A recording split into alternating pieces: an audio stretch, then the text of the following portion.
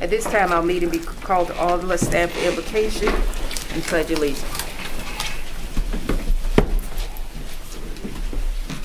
To the maker of the heavens and of the earth, we give you all the glory and all the honor.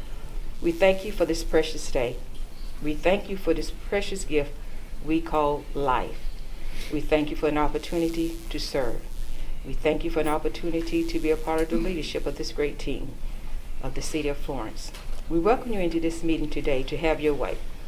We ask that you remove our personal desires aside, that your will, because you're all-knowing and all-seeing, that you will bring forth what is best for this city of Florence, that the city of Florence may serve as a light to those around us, but also be a team player throughout the county, throughout the state, and throughout the nation. So we welcome you into this meeting today. Please have your way. Amen. I pledge allegiance to the flag of the United States of America and to the republic for which it stands, one nation, under God, indivisible, with liberty and justice for all.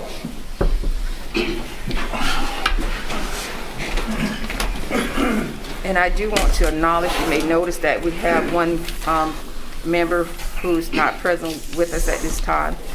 So we do want to keep her in our prayers as well. And I do want to acknowledge that throughout our nation, we have a part of our country that was under siege by natural disasters of tornadoes, hurricanes. So let's also remember them if there's anything that we can do to support those who are survivors or victims of this natural act, that we be there for them. At this, Madam Mayor, may I make a comment, please? Yes. In furtherance of acknowledgments, we'd also, I'm sure all council will join with me in acknowledging the passing of Senator Leatherman, who's obviously was so important to our community for so many years.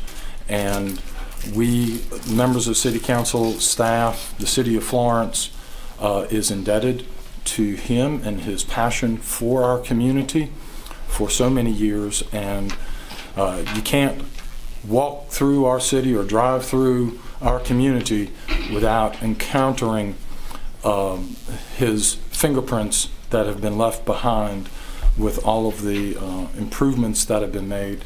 And his personality will be missed, his passion for our community will be missed, and we extend our condolences to his family and to the entire community. Thank you. You're welcome. Does any other council member have any? If not, I'll acknowledge the words of the Councilman Chevalier, but also just to add that not only will we be missed from being there in the state, he also served greatly here for us. We served locally on the Flats Committee, and that committee served to bring a lot of funding to help us with our infrastructure. So we have lost a powerhouse, is how I see him. We've lost a link. And to anyone who's going to seek to be in that position, I pray speed upon you. But there will be no one at this time who can fill those shoes, because he did that over time and hard work. So as for the city of Florence, we have lost a great connection to our state house. And I do want to acknowledge his wife and family, that regardless of what we have lost as citizens, they have lost a husband and a father and a family member. And that will be a position that no one can or will ever fill for them. So thank you to his family for allowing him and supporting him through his years of service. To you, our hats are off to you, and we are here for you. Jean, if you and your family need us, thank you for sharing him with us throughout the years. And with that, we will proceed into our agenda. First, on the matters approval of our minutes from November the 8th, 2021. So moved. We have a motion. Do we have a second? We have a motion and a second. Are there any discussion? If not, those in favor, please signify by saying aye. Aye. All those opposed, like sign. Let it reflect that the minutes have passed.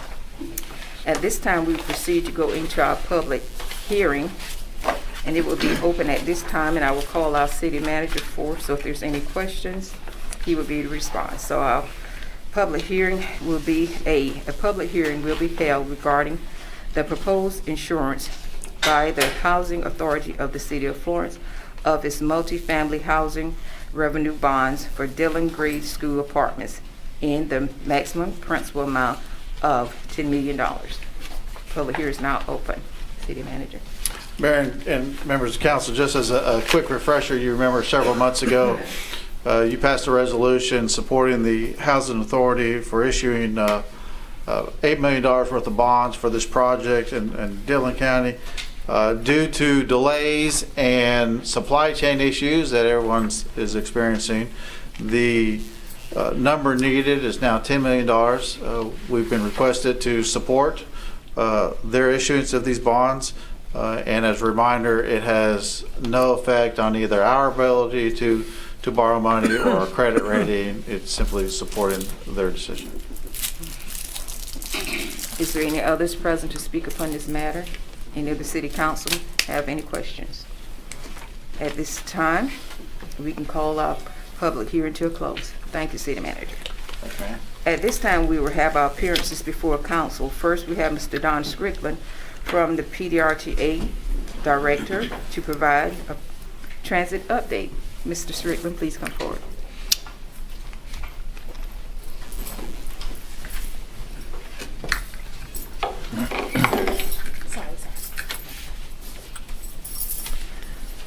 Thank you, Mayor. Thank you, Council, for having me. I want to start off just by, thanking all of you for the support and vision that you have for public transportation in our area. We cover 6 counties, but the support we get from Florence, obviously, is not the same everywhere we go. So I just want to thank you all for the vision and being able to see the need and desire to be able to grow what we're doing every day, and how dependable and reliable the services are that we provide every day. I will keep it somewhat short. I'm just going to run through kind of where we are, what we've seen. Primarily, everything that's here is during the pandemic. Is before the pandemic, before the last time I was before council, to kind of share an update. So at any time, please stop me, ask questions, whatever you may want to do there. But I think I mentioned previously that we have a new app, and it's been going very well among most of our ridership. I don't have the number for exactly the percentage, but it's up there as far as those that are using it, and it can be from a teenager to someone that's 85 years old, and they're using the service, they're using the app. It is a live GPS feed of every route within our fleet, and they no longer have to wait by the oak tree for 20 minutes during the middle of the summer or winter to know when the buses will get there. They actually can stay in shelter and come out just before the bus approaches their bus stop. But it's been a very good resource for us, and really cut down on call volume within our dispatch, because now they know where the bus is. They don't have to call and ask each time. We have a new website at PDRTA. This one's been a long time coming, and we're still tweaking small things, but if you want to take it out, the Where's My Ride app, it's a quick download from our website. There's also the live tracking feature for all the buses within our fleet are on here as well. And the recruiting tools, as far as trying to get additional drivers and employees, is part of that as well. So we're very satisfied with kind of where we are. It's got the Google Translate feature. There's a lot of analytics where anybody that visits the page, they will know where they're going. What are their favorite spots of the website. You'll also be able to purchase fare cards on the website. Just some data from what we've seen in the past couple of years. 345,000 total trips on the Florence transit system. For an hourly headway run every hour, Monday through Friday, and we have service also on Saturday, but that's a pretty big number for our region. Over 65,000 trips on the free downtown shuttle. So that's just 2 buses that run downtown Florence. The reason for that several years ago, from the City Council supported this as well, for mostly medical purposes. It connects Hope Health, McLeod Hospital, Mercy Medicine, just a number of places, PD Mental Health, Circle Park, and all of those partners help us each year to be able to make that a possibility. So a lot of folks are using that service to get to and from. I talk about this a lot, but as far as what many people do not know is the amount of folks that use PDRTA to get to work every day. So just during this time period, over 160,000 trips, individuals going to and from work. Those folks are going to go make money to be able to come here and spend money. So that's certainly an economic impact there. The Housing Authority, I heard that mentioned earlier, over 24,000 Florence Housing Authority trips. And that's through a partnership we have with them where not all of their folks, but many of their folks, they do ride fare free on the Florence transit system by showing an ID. over 10,000 trips between FMU and Florence Arlington Tech. That number's been down during the pandemic, and we do anticipate that number to start growing again once we get through this mess. Over 60,000 senior citizens in Florence has used the services, and over 10,000 U.S. veterans. The veterans was a tough one to track. Through a partnership with the Veterans Association and the county, veterans in this area do ride fare free, but a lot of times we have a lot that just will pay a fare. They don't tell us that they're veterans. So that's something we want to try to push to get what that real number is. That's just the folks that are aware of the program that really were willing to kind of show us what their their IDs. A few things recently that I wanted to mention was new services. Just a couple weeks ago, we started the Johnsonville, Pamplico to Florence service, and it's going well already. It actually only runs on Mondays, Wednesdays, and Fridays, but we've already seen folks going to work at MUSC. We have patients going to Hope Health all the way out at Francis Marion University to be able to go to appointments. So that's a service I think will grow. Individuals will be using that to get to and from work. Right now it's 3 days a week. We're hoping to push that to a 5-day work week or 5-day schedule pretty soon.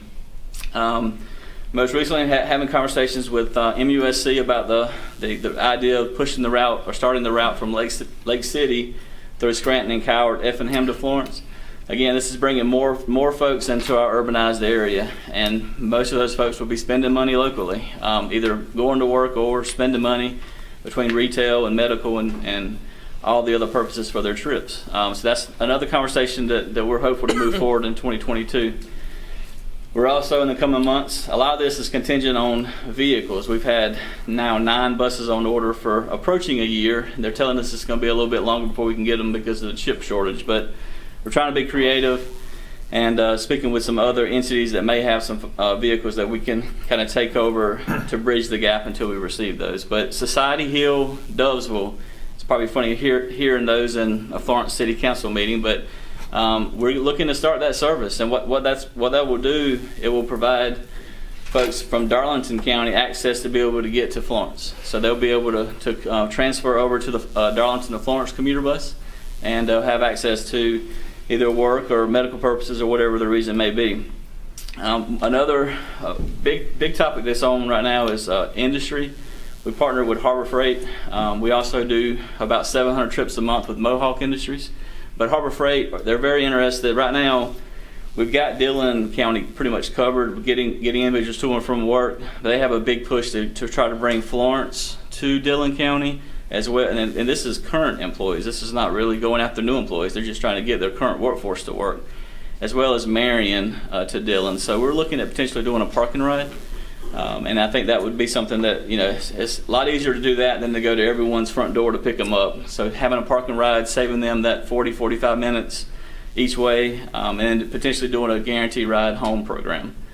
So those are just a few things that we're looking to do. And we are working with a company and plan to push out an RFP for a commuter van pool service. There's a lot of industries that have shown interest in that, and I think that's going to be another conversation that we'll probably move forward with in 2022. Just a few things that I had in mind for future development, and I've talked to Mr. Randy with the city, and of course George and a few other folks. But at the Florence Transit Center, the city several years ago gave us a lease to be able to transfer basically a car wash facility into our transit center, and it's been going well. The growth there has been pretty strong, and it's pretty easy ingress and egress to be able to get in and out of there. There's some challenges though. So right now we're still using a porta potty for our folks, and we really have to get away from that. We want to be able to provide public restrooms for everyone that's using the services, and we know that with that comes additional expense and operational costs, but that's something that I believe we really need to try to figure out how to absorb and get in place. So we do have plans to move forward with that, and it's just going to hopefully be a few more conversations to be able to make that happen. Our drivers that report there, we're looking at over 12-hour days. There is shift work, but there's breaks in between, and so we'd like to be able to take that facility and do some renovations to be able to provide drivers access to somewhere where they can sit down and rest for 30 minutes between their routes, instead of even having to wait. We have a breezeway, but somewhere just a little more private to give them some flexibility. Excuse me. The other thing that's been brought up several times in the past few years is we offer hour headways. So what that means is for anybody that's working, you can't really jump on a bus and go to lunch and get back within an hour if that's what you're allowed. So there's been a big push to try to decrease that number. So one goal would be to eventually move to a 30-minute headway. And what that means is twice the amount of drivers and twice the amount of vehicles on the road. But it gives a lot more access. And everywhere, every study's ever done in any city that's growing as far as trying to push public transit, it really makes a big difference when you can increase that frequency. So that's a plan for moving forward. You know, with the chip shortage and everything, I'm not sure when that could happen, but I certainly would love for it to be, and in the back of everyone's minds as far as we're moving forward. Increase the hours of service. Right now we end at 6 p.m. There's a lot of second shift workers that are going to work, and they're either taking a taxi or trying to figure out how to get home. We have folks walking 5 or 6, 7 miles in the middle of the evening to walk home because they don't have other options. So pushing that a little further, maybe to 8 or 9 p.m., at least trying to cover that second shift employee that may go in at 10 or 11 a.m. and getting off at 7 to be able to provide them access.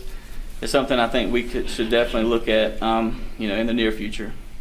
And we are looking to do some feasibility studies, and I am currently working on a strategic plan for some of the stuff we're talking about over the next 5 or 10 years.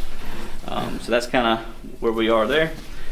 I mentioned some of these before. These were updated this past year, but 42% of everyone that steps on a bus, they're going to work.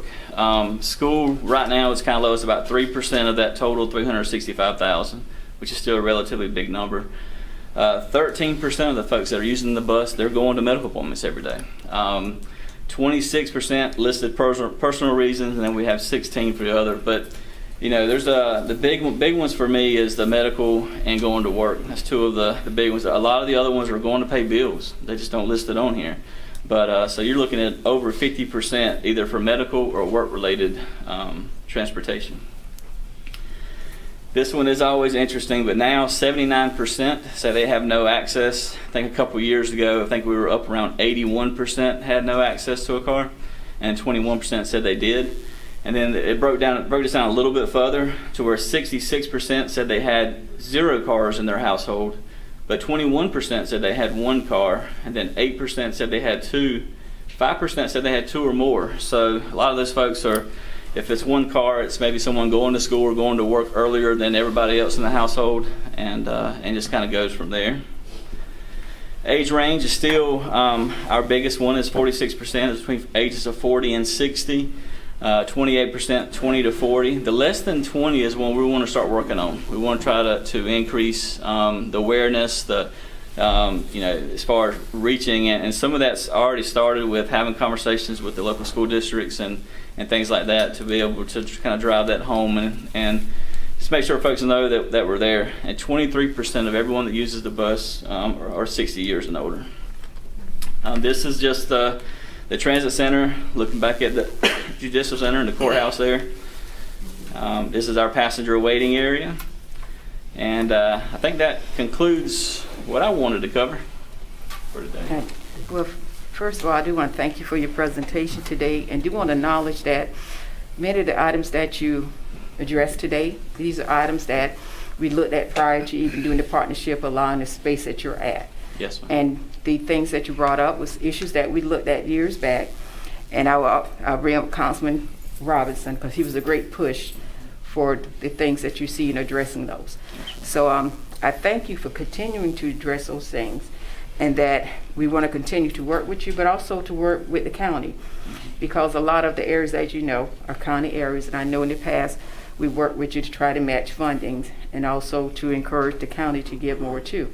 So we're looking forward to continue to working with you to continue to address these issues, because these are issues that we did identify years back. And one of the great things about it is the fact that the ones you stated about the number of cars having access to it, we noticed that was a trend because we had people moving here from larger cities who didn't even have driver's license because they depended on the public transportation system.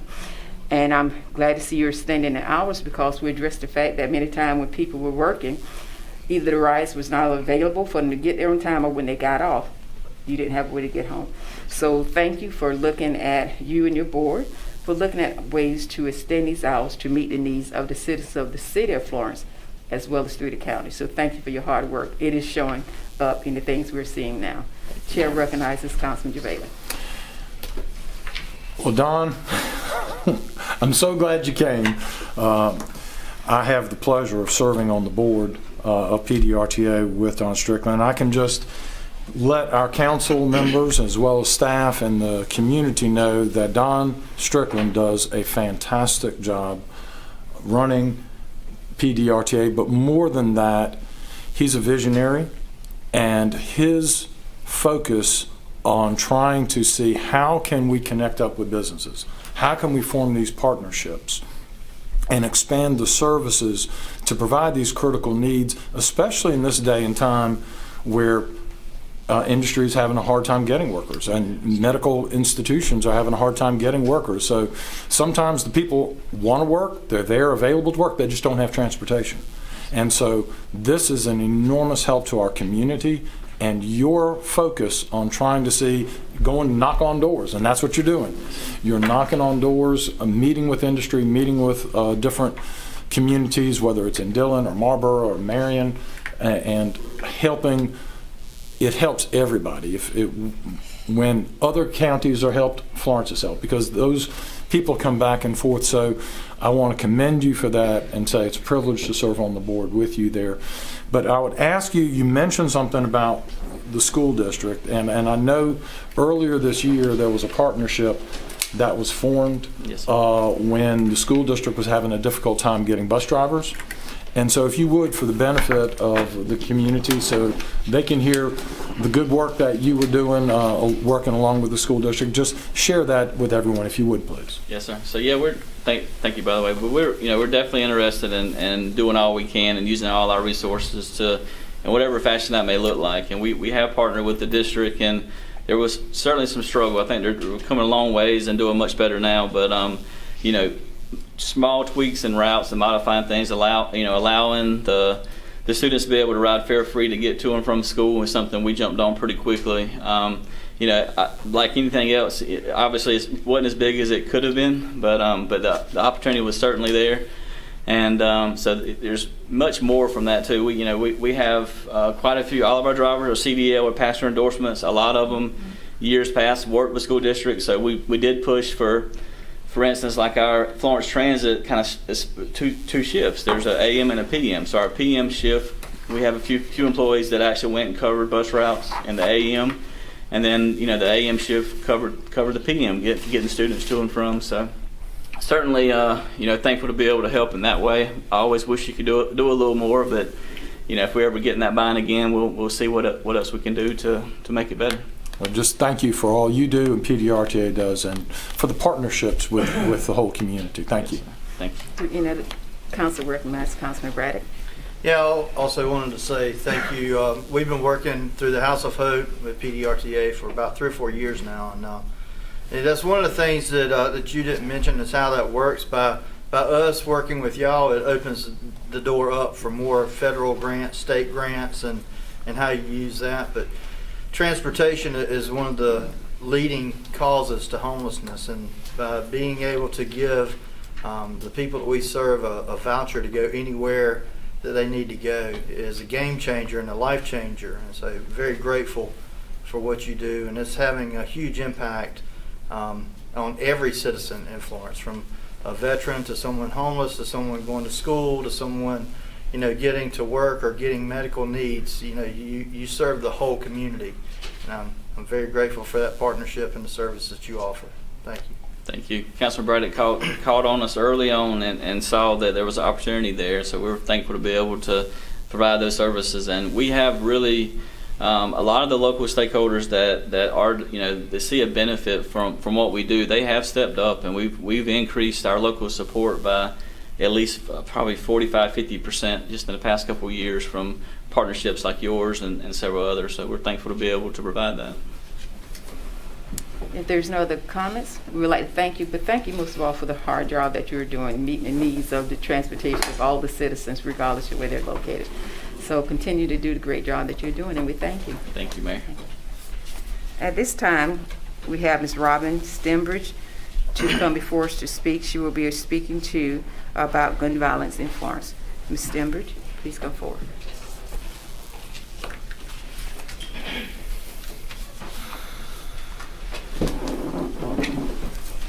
Can I take this here? Okay. Hello, everyone. First, I'd like to thank you all for allowing me to be here today and taking the time out to hear my pleas for help for our city. My name is Robin Stembridge, and I stand before you today to address several situations at hand. I am a wife, a mother of 8, a full-time college student, a caregiver to my 89-year-old aunt with Alzheimer's, an author, and a business owner ×2. Despite all of that, nothing fulfills my roles more than being a mother. Even being a mother to others' children, being a mother to the motherless. You see, in 2014, I was privileged to be a mother to one of my son's best friends from school. He was taken from his mother's care and placed into my family for 4 years, and then again for another year. When he returned to his mother, we decided that we would make him my godson, which didn't really fit because we embraced him like he was ours. He vacationed with us. He took family and holiday portraits with us. He spent every weekend and holiday with my family. So you see, Tyron Xavier McCullum was my baby. Such a humble-spirited child, so full of life and energy, so full of so much to give to this world. On September the 30th, 2021, someone senselessly and abruptly ended his life. Shot once in the back of his head, just 11 days shy of his 21st birthday. Close your eyes for a minute and imagine you're home making dinner for your family. You sit down to take a break. You grab your phone to scroll social media for just a minute, and you see another shooting in Florence. But you keep scrolling. Then your son comes in your room and says, "Ma, it's been a shooting where one of your other children hangs out around." You immediately begin to call his phone.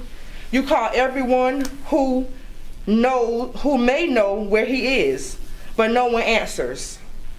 You've made about 100 phone calls in about 30 minutes, only for your son to walk back into your room and say that your child has been shot.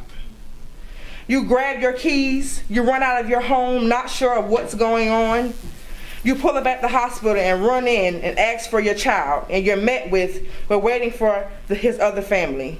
So you sit and you wait for what seems like an eternity to finally hear that he is dead. You drop to your knees and immediately begin to plead with God and ask why. It's so many different emotions going through you. You are hurt, you're angry, you're disgruntled.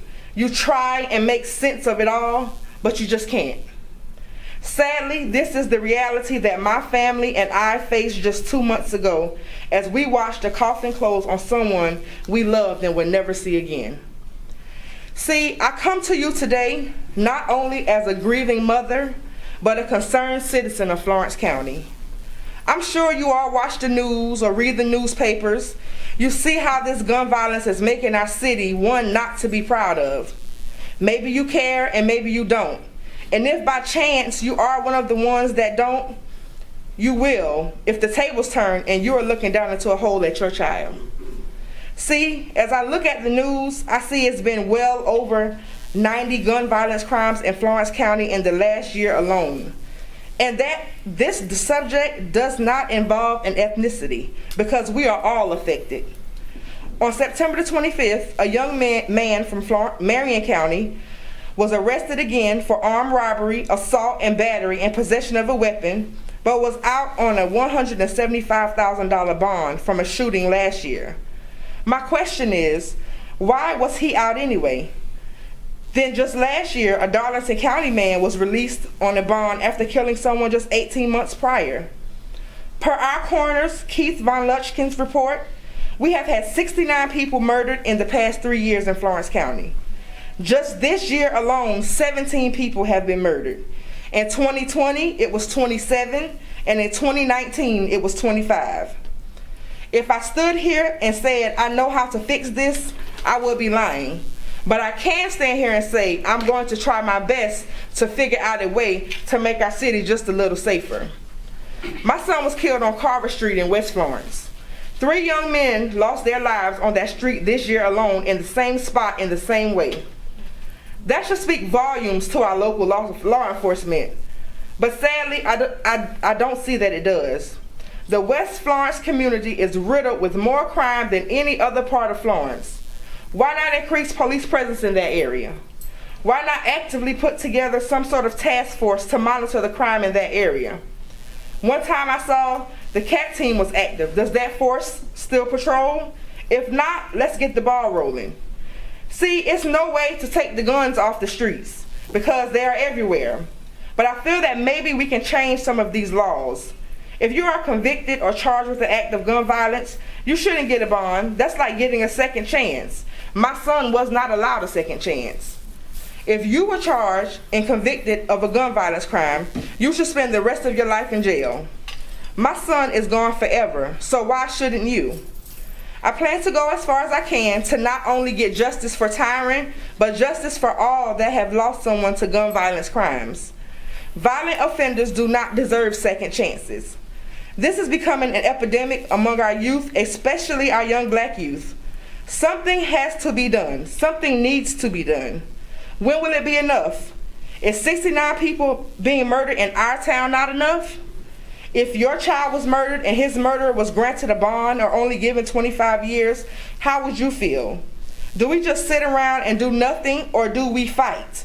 Do we try to stand for justice? So I ask you, our local officials, our mayor, our police department, mothers and fathers, what do we do to try to make our city a little safer? We have stood for him since we lost him. We have rallied here at this very building. We had a Thanksgiving dinner giveaway and were able to feed 100 people. This Saturday, the 18th, we are hosting a toy drive and we'll donate all toys to the little brother and sister of Tyron. Next month, we start our support group for parents in our very own situation. Our mission is simple: to be a beacon of light in a time of darkness. We go out into our community to walk the same streets that stole my son. If I have to stand alone, I will, but I will not stop. I will speak out. I will advocate for justice for my son and anyone else's son that has been lost to gun violence. So let's fight for Florence. Thank you and God bless. Thank you, folks, first of all, for coming before us today, but also my condolences to you and your family. Thank you. I will give each council member, if you have a desire to speak. But I will speak and say that I know the area you're speaking of. I know it very well. I live in the West Florence area. And when it comes to the city and the county, along with our chief and the sheriff, they have a joint task force that is working on the various issues that you're speaking of. And you stated too about the person being from another area. There's an issue when you have individuals who are out for one crime, and then they come here to the city of Florence and perpetrate a crime. Mm-hmm. A lot of these cases are involving people outside of the city of Florence. So we are aware of that, and yes, our sheriff department and our city of Florence police department is addressing that. But also along the same token, I do know what it is to have family members who are victims of gun violence. I've experienced it more than one time. So you're talking to someone who knows exactly what you're talking about. Thank you. But in that same token, being a community member, I would always have to state that we have to be aware of where our young people are at, because you may not be the person who someone is looking for, but if you're around the ones, you're subject to be a victim. So we do need to continue to educate our young people. You have to be careful who you're around. You have to be careful where you're at. That's a sad fact, but it is true. Then we also have to look at the fact that you stated when one person is out from one crime on probation. I know I can tell you of other cases where they've been out on probation, perpetrated another murder, allegedly, because that is our due process, that you're innocent until you're proven guilty. So yes, that is something that we do need to look at, because on the same token, that if you have someone accused of a crime, and if they're innocent, whether or not they have to stay in jail. So everything you stated is so true. And those are issues that we have to look at. not only because the government, we can only do so much when it comes to laws. But as community members, we can do a lot. We can pick up, call when we see something that is not occurring, that's not a norm. And I'm a firm believer that we have community associations and watches, that any community that does not have one should have one. Any community who has association in place and you're not attending, you need to attend, because community members, we are the ones who keep our community safe by picking up that phone call. So there's a lot of things that we can do, and I will appreciate if you leave your number, Okay. and so that we can communicate beyond this, because there are some things Okay. that are occurring, and I listen to your resume of the things that you do. You're a busy woman. Yes, And I've ma'am. always heard if you want something done, you ask a busy person. Yes, ma'am. So once again, my heart goes out to you, Thank because you. I know individuals who knew him. Thank you. So, and I just want you to understand, I know. Thank you. And I know the exact spot, Thank you. where you're calling, I know. So at this time, the chair will prepare to, we have got several hands here. If y'all don't mind, let me do it. This is why I'm going to represent the Councilman Brad. Did you want to speak too? But before you speak, I'm actually let Councilwoman Barnes speak. Then Ryan, you speak. And I think William, did you want to speak? And you hadn't spoken yet. So then William, then you speak. Charquez, did you want to speak? Then you hadn't spoken, so you can speak. And then George, you can speak. So we just go around like this, y'all, and everyone. Thank y'all. Thank you for that wonderful presentation. It is sad that you had to do it. However, as an elected official, it is something that we all campaign on, changing and making a difference. We can do something about poverty in our communities. We can do some things about abandoned homes and gang violence in our communities. Oftentimes it's Band-Aids, and Band-Aids will not fix this problem. There needs to be training and education and opportunities available for change to happen. And as all of us sit here, there's not one of us who have not campaigned on making a difference in the community. And so know that this council, as well as the community redevelopment, is now saying, hey, it is time for community. It's time for us to turn our efforts to communities. The people of Florence live in communities. And when one suffers, all of us suffer. And so when we see and hear the gunshots, that's a sound, a ringing call for help. It's saying, Florence, help us. And we can do some things. And there are some things coming on down in the agenda with the community redevelopment, some things that we will propose that will help to address some of these very things. Crime in our community. So thank you so very much, and we'll pray for your healing, but we really got to just get to work and not just talk about it. We got to be about it. Yes, ma'am. Councilman Braddock. Yes, ma'am, I want to say too, Ms. Stingbridge, I know it takes a lot of courage, and strength to do what you've done today and to speak. I haven't had an opportunity, and I want to take it today to ask someone who's been directly involved in the situation so recently, what is one thing that me as a council person or anyone up here, what is one thing that you think or you would like to see us do to take action on your behalf and on behalf of your son? Well, I've been able to talk with the law enforcement about them trying to find the person that killed him. So I guess they're doing the best that they can do, but I don't really know, because this is all new to me. I'm taking it day by day, so I'm learning as well. I've never lost a child before, but I don't know. I mean, I'm open to everything. Of course, I want to get justice for my son. I want that whoever did this heinous crime to be prosecuted. They deserve to be prosecuted because he was not a gangbanger. He, like every other typical teenager, hung with the wrong people.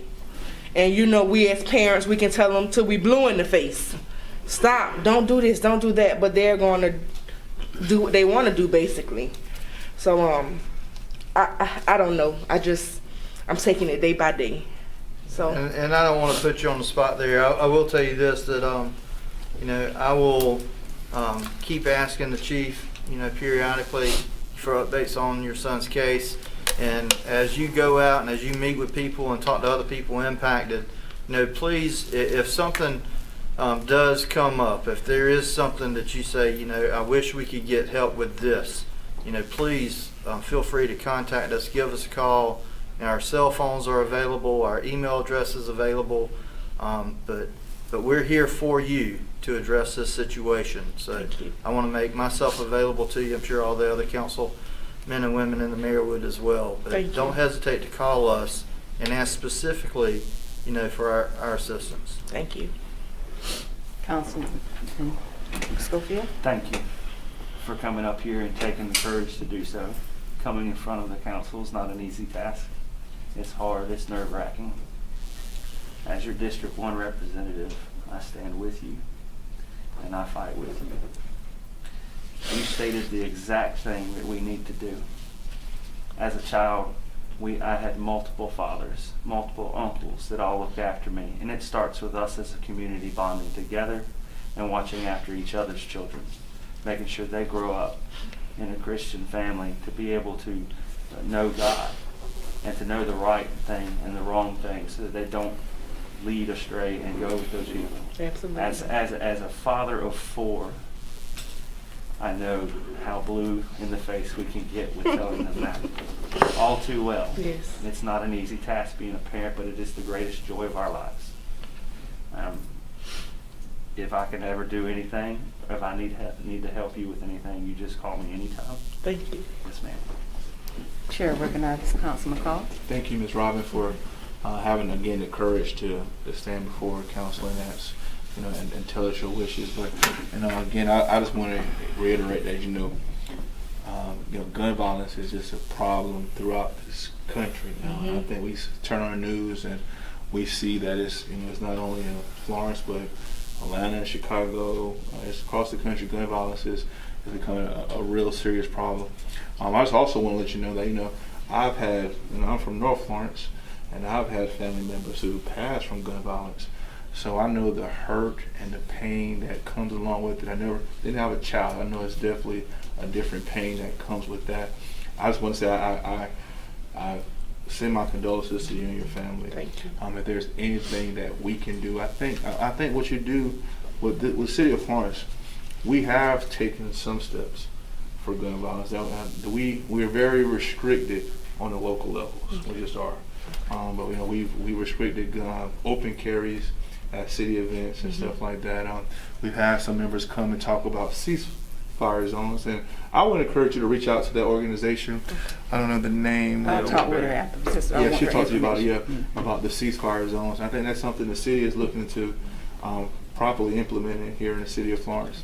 Find the ceasefire zones to help try to stabilize our communities, so everyone can feel safe in our communities. And again, I'm standing here with you. Anything you need, give me a call. Give anybody a call. I think we all have the same sentiments for you and your family. But you're doing the right thing by speaking out. That's what's most important. A lot of times, you have people who don't want to talk, don't want to be snitches or whatever. But I think what you're doing is the right thing. Getting the word out. Continue to fight for your son and his name. That's what's needed to make sure that we continue to make our communities much safer. Thank you, Chief, for being here. Chair recognizes Councilman Bailey. First off, I want to echo what has been said by other council members, offering condolences to you and your family for this tragic and senseless situation that's occurred, and its violence. It's just mind-numbing that this has happened and continues to happen right here in our fair city. And I think the fact that you've heard from all the council members is an expression of how serious we take this and how committed we are collectively to doing everything we can to try to address this problem. And I would ask our city manager and our chief if you would come forward and to let us know kind of where we are with this particular situation and what can be done or what is currently being done to address some of this violence in our community. Chief Idler, if you don't mind. Thank you. Mayor, members of council, ma'am, I share your concern in regards to this. I assure you that our officers and our investigators are working diligently. I can tell you that we've lost some communication through COVID with our community, and that is we have suffered for that. The police department has been working diligently with the Florence County Sheriff's Office and other law enforcement partners, including the Federal Bureau of Investigation and the Drug Enforcement Administration and the Violent Crimes Task Force. And we are doing all that we can in regards to bringing all PD area law enforcement together to combat violent crime. In October, there were 9 of the most violent in Florence County that were indicted by the federal government for their violent crimes. I can tell you that those arrests will reoccur for more violent individuals. But it takes people like you to come out and say enough is enough. The community has to stand up. There have to be advocates for speaking to the police, for providing information. It's one of the biggest detriments we have right now in investigation, and that is people who know something are not saying something. So I greatly appreciate it. I feel your pain. Thank you. We suffer through this type of tragedy too often. Right. And I greatly appreciate you being here today and addressing this body. Thank you, Chief. And I do want to say, before you leave, please leave your information, because when it comes to gun violence, we know throughout the nation is up because of COVID. But we also recognize the fact that throughout the years, there's things that we've been doing as community members to try to curb violence. And I know the councilwoman is speaking about things that's coming through the chain. But know that the initiative you've seen, community revitalization, trying to put new homes in, trying to remove older homes. But even with the removal of older homes, you have to place new homes in so others will have a place to live. But even with changing of what I call the aesthetics, the environment, that helps. But the change has got to come in the mindset. Because for me, and like I said, born and raised in West Florence, know every inch of the ground, every corner, every street you're talking about. The mindset when I've communicated with young people, older people, ones who've been in gangs, ones not in gangs, ones who are in gangs. And a general concession, just as the councilman stated, that you don't want to be a snitch. Cause I always say there's someone out there who knows something. But you also have to look at the fact that depending on the atmosphere, if saying something's going to get you hurt, a lot of people's going to protect their lives. So I believe it's going to be collectively of the whole of the city of Florence, all of our religious organizations, our sororities, our fraternities, we all have to come together. But most of all, the families are going to have to come together. We've got to change the environment of how the family is cared for and treated. And I still speak just how you came together, 2 families came together to love a child through a time period. That's what we're going to have to do. We're going to have to come back to that village concept.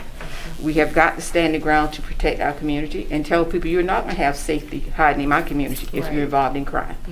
So please leave your information. I would love to sit down and talk with you, but I also want to introduce you to others who are doing just what you're doing. Because there's a task force of people who are working to achieve what you're stating you want to achieve. Because I work outside of this council because my first love has always been in the community, always trying to make a difference. So please leave your information. And then I'll have my office reach out back to you and let's get together. The groups that I want you to meet, it primarily will be after the holidays. I'll just let you know that now. Yes, ma'am. But there are things that can be done. And thank you for taking the initiative, saying that you're gonna make a difference. Yes, ma'am. And if enough of us come together and make a difference, we will make a difference. Yes, ma'am, you got it right. Thank you again. Thank and you do have all. my condolences and prayers. Thank you. Thank you. So at this time, we will proceed into our ordinance and positions. First, we have for a second reading. I'll give them just a moment, y'all.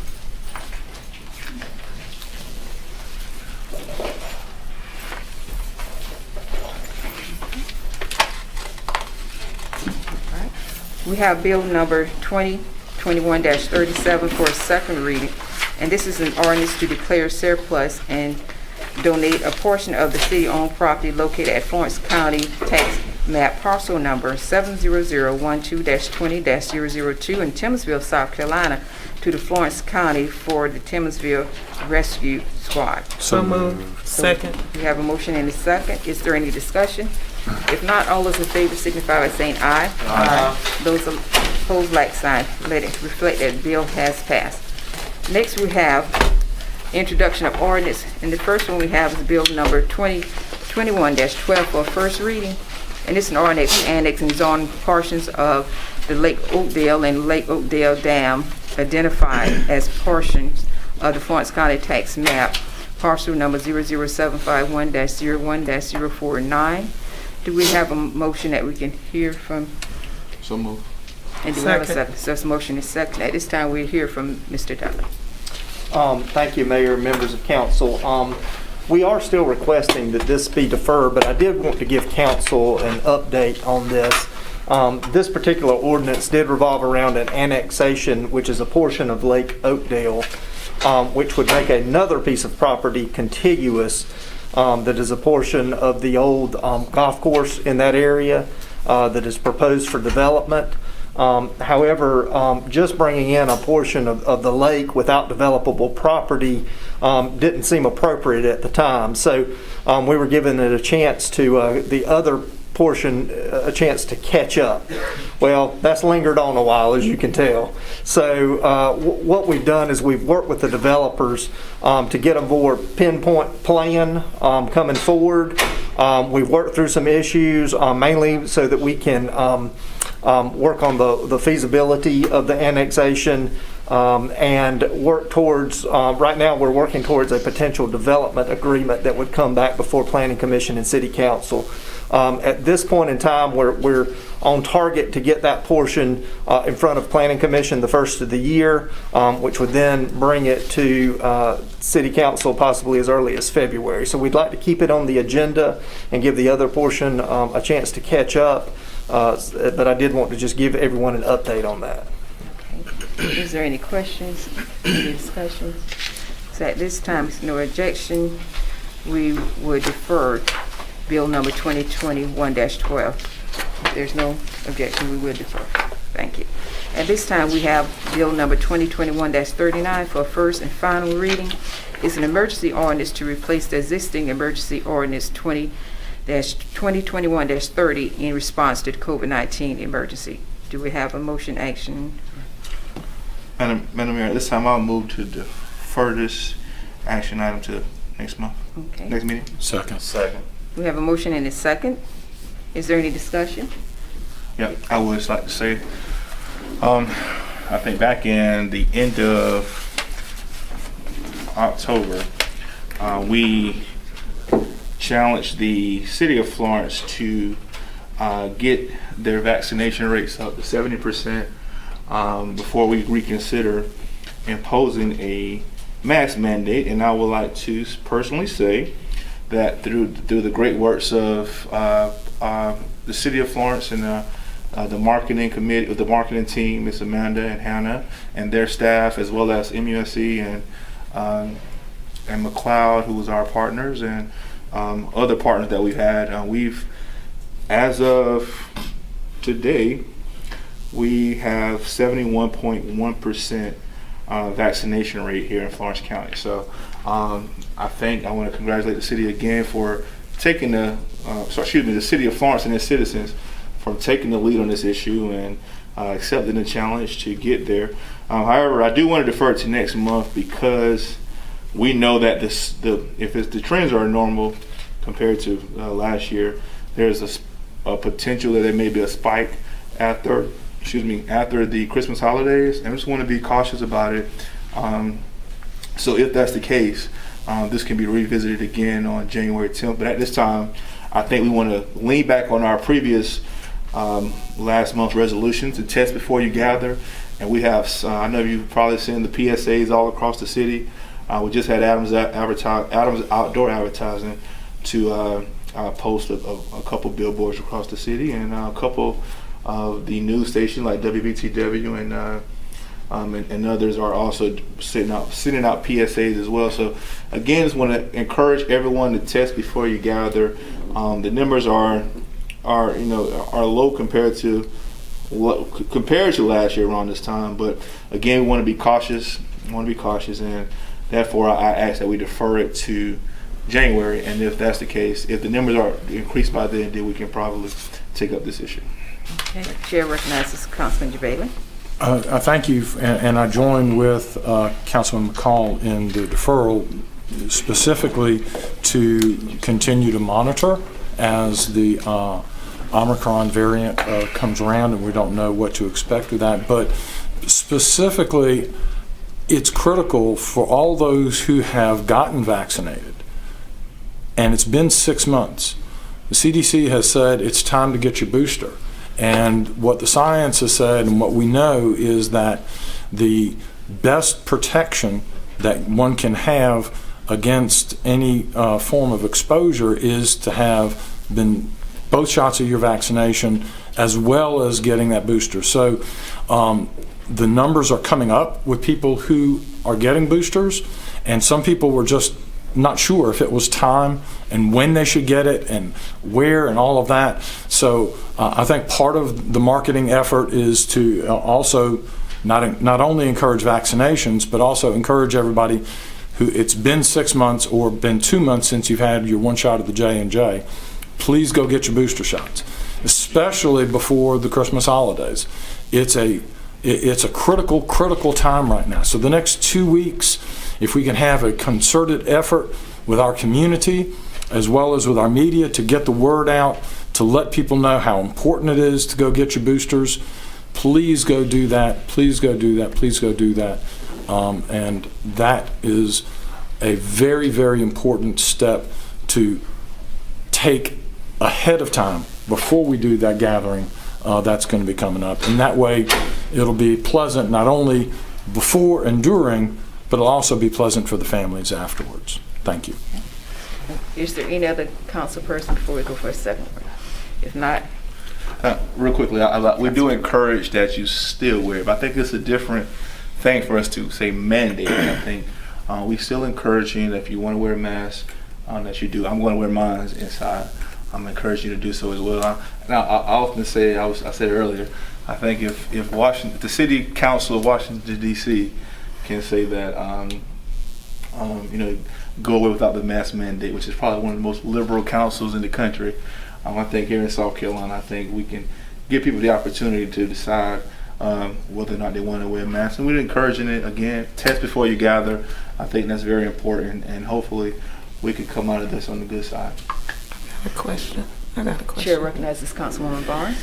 My question is, because it seems confusing, we have a South Carolina governor that has said that the mask mandate cannot be enforced only in our city buildings and property. We can recommend masks. So I'd like to know legally, because I'm getting two sides of this. Legally, can we make Food Lion do a mask mandate? Can we really do that legally? If you want to, the city attorney, Mr. Peters.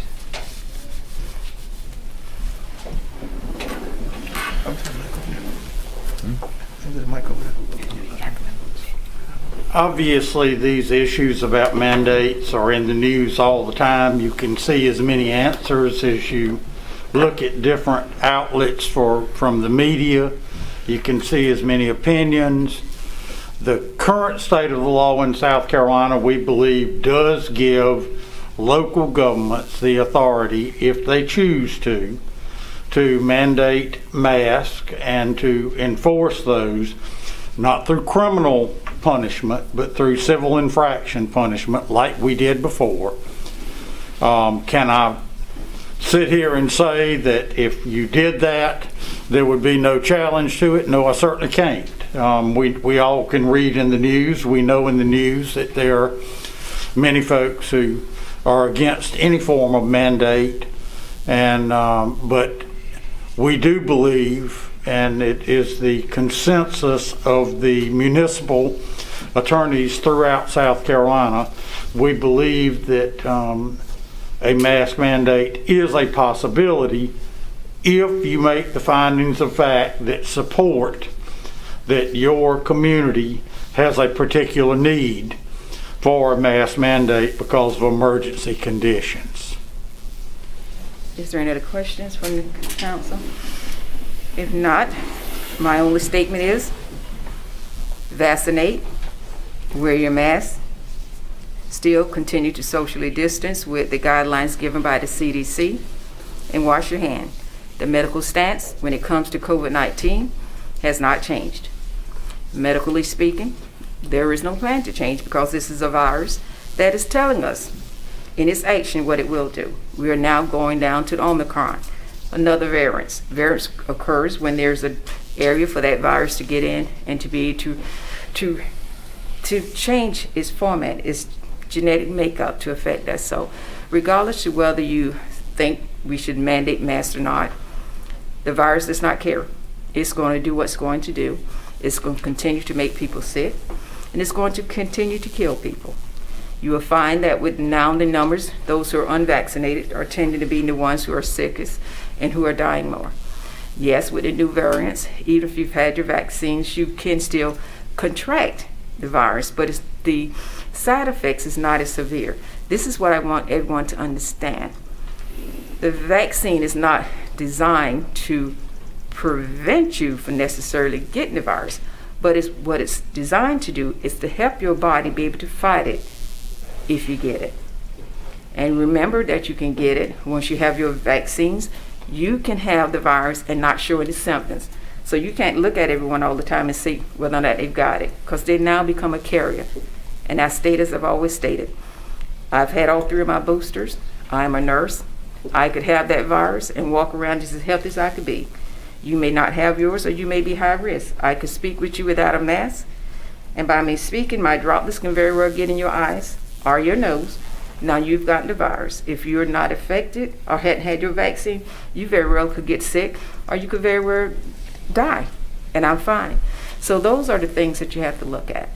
And whether this council passes a mask mandate or not, it is recommended that you wear a mask. It's not a political statement.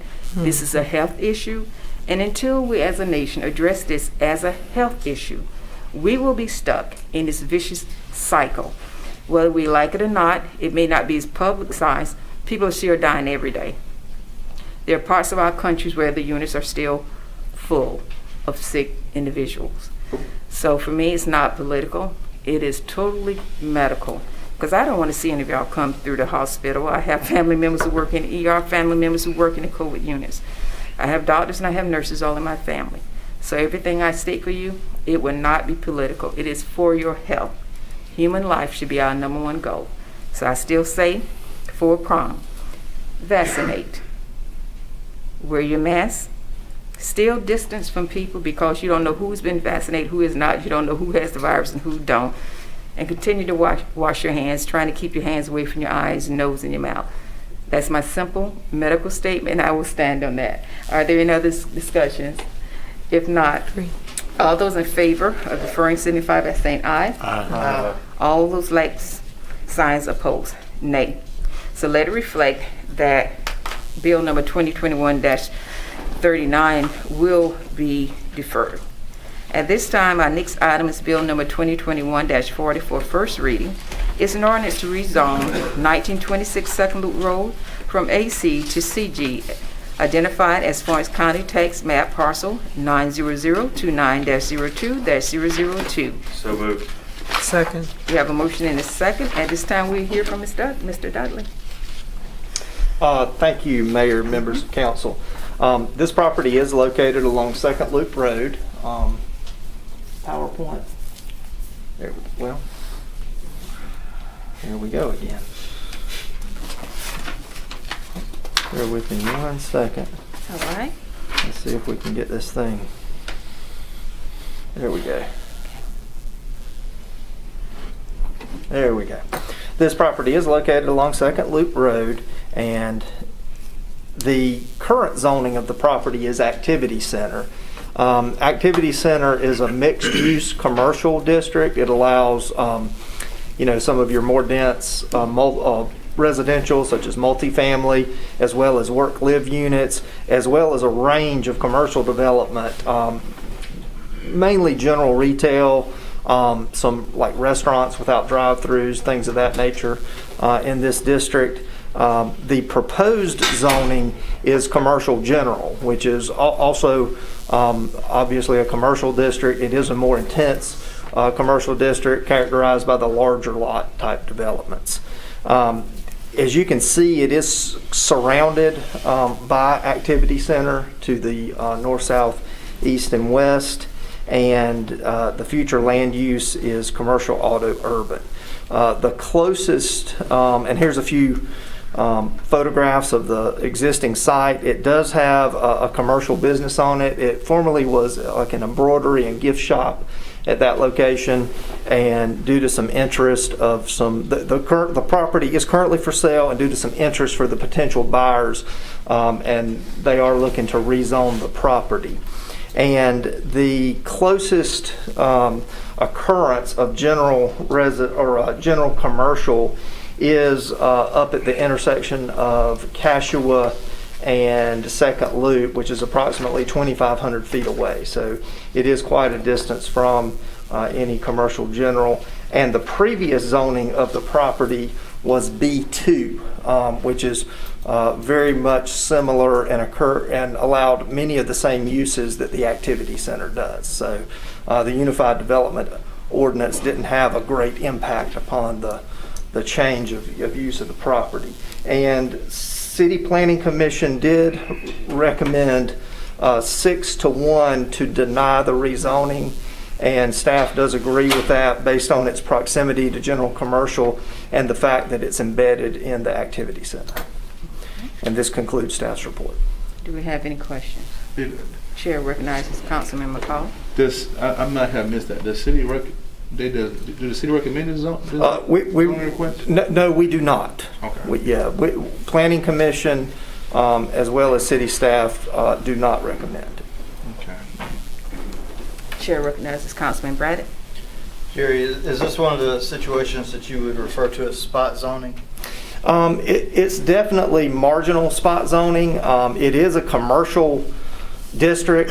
It's trying to rezone to a more intense zoning designation. So it does fit the definition of a smaller, parcel that's embedded in a larger zoning designation that's seeking a different zoning designation. It's not quite as clear cut as commercial in the middle of residential, but it very much has the appearance of a spot zoning, yes. Any other questions? So just in summary, Mr. Dudley, the Planning Commission did vote to deny this rezoning. That's correct. Okay. Is there any other discussion? If not, all those in favor of doing the rezoning, please signify by saying aye. Hearing none. All those in favor of denying the rezoning signify by saying nay. Nay. So let the record reflect that the ordinance to rezone for bill number 2021-40 has failed. It has not passed. So at this time, our next bill is bill number 2021-41. It's for first reading. An ordinance to rezone NC 15 pending annexation 2468 Parson Gate, identified as Florence County Tax Parcel Map number 01221-01-0 323. Do we have a motion? Motion. Do we have a second? So moved. We have a motion and a second. At this time, we'll hear from Mr. Dudley. Okay, thank you. This parcel is located along Parsons Gate. It's currently a vacant parcel, but they do plan to build a single-family residential home on it. It is part of an annexation request. The proposed zoning is NC 15. This is an agreement with the adjacent properties as it's embedded in the Windsor Forest neighborhood. And city staff and planning commission do recommend the rezoning. Okay. And this concludes staff's report. Thank you. Is there any questions, any discussion? If not, all those in favor of passing of Bill number 2021-41 signify by saying aye, please. Aye. Those opposed, like sign. Let it reflect that Bill number 2021-41 has passed first reading. Next, we have Bill number 2021-42 for first reading. It is ordinance to abandon the City of Florence interest in the underdeveloped portion of public right-of-way for Honey Hill Drive, located behind 1911 through 1923 Hayden Court. Do we have a motion? So moved. Do we have a second? We have a motion and a second. We'll hear from Mr. Dudley at this time. Thank you, Mayor, members of council. This property is located adjacent to the right-of-way of Hunting Hill Drive. But as you can see in this picture on the screen, Malden Drive is just to the north. And this red area here is the area in question that's never been developed. It's essentially unopened right-of-way. And at one time, it was intended to be a thoroughfare through and continuance of Malden Drive. When this area developed, these two lots to the north along Ansley Street there, they purposely developed that to terminate Malden Drive at that location. And then as the rest developed out, Honey Hill Drive developed, but this portion never did. So there's obviously no plan to extend Malden Drive in this area. And it's just an old plan that never got followed through with, and it left this kind of remnant area here. So the request stemmed from one of the adjacent residents. The area has some trees and shrub growth on it. They wish to maintain that and have it part of their yard instead of, or their property, instead of having, kind of in no man's land there where nobody really maintains it. So we did work with the property owner, and the property owner did work with all of the adjacent property owners to this. And they've actually, I believe it's included in your packet, a proposed plat here that shows all of the adjacent property owners getting a portion of that property that's adjacent to their lot. We did work with the various city departments to identify any utilities or concerns with this piece of property. There is a stormwater ditch that runs through this. We did work to retain an easement to that such that the city can have access to that stormwater easement. And we did extend Wimbledon Avenue to the point where the pavement terminates, as well as part of the city's water and sewer infrastructure is located in that portion. So this plat took a lot of work on behalf of city staff, as well as the residents of that area, more so on the residents of that area doing some of the legwork for us. But if this is approved, then through the quitclaim deed process, this could be added to their property and taken out of right-of-way. And this concludes staff's report. Here are a few pictures of the property as well. Thank you, Mr. Dudley, for that report. At this time, if there are any questions, the chair do recognize this Councilman Jabali, who has a question. If you would pull up that picture that showed the ditch, I guess it's the last photo. This one? And specifically looking at that, this area is an area that we know has all kinds of stormwater issues and runoff issues. And I'm just asking for clarification purposes, what is the conversations that have been held with the landowners in terms of their restrictions on doing anything to fill the ditch in, because sometimes we've seen that happen where someone has a ditch in front of their house and they fill it in, and now all of a sudden you've got worse stormwater problems. Right. I do know that the occurrence or the presence of the ditch was talked about. It was brought to their attention, and to the best of my understanding, they understand that it serves their property and that it should not be filled in any way. And also the city does retain the easement on that as well. So if there's ever anything done to it illegally, we have the right to go in and fix that or repair that. And just clean it out. Or clean it out, that's correct. Re-ditch it or something, whatever the word is. That's right, yes. We could perform maintenance. Okay, Yes. all right. That was just, I know that's an area is susceptible to flooding, and these stormwater pieces, even if it's a ditch, can help Right. with reduction of the flooding issues. Right. Thank you, that's all the questions. Is there any other questions or statements? If not, we have a motion and we have a second. If no further discussion, all those in favor, please signify by saying aye. Aye. Those opposed, like sign. Let the record reflect that bill number 2021-42 has passed first reading. Next, we're into introductions of our resolution.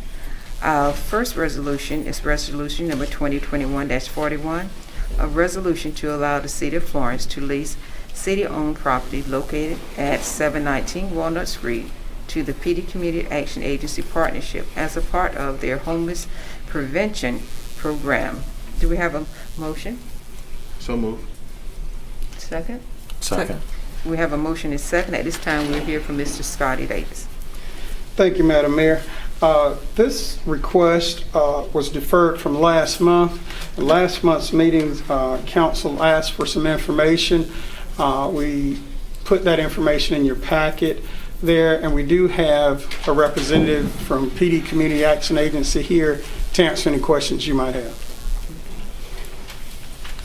Who's the representative?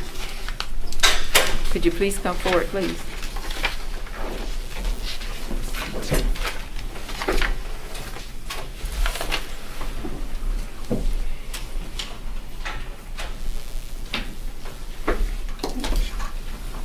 Good afternoon. Can you state your name, please, for us? Good afternoon. My name is Matt Geddes. I am an accountant at the PD Community Action Partnership, and I'm over the emergency shelter program. All right, thank you. Do we have any questions for Mr. McGettis? Chair recognizes Councilman Braddock. Hey, thank you so much for being here today. We've worked together from my involvement with the House of Hope. Did a lot of work with Miss Sonetta Cooper when she was there. And one question I had, I haven't been in contact with many folks there in the last little bit. What currently is your program? Like, how long are the current residents staying? Is there a program? And how long have the current residents been there that are there now? We're talking about the Walnut Street property and not the entire program, correct? Yeah, just to Walmart Street. Right now at Walnut Street, there is one person that is being sheltered there. What's your occupancy, or how many could you have? It's a one family house, so there's no room for multiple families on that property.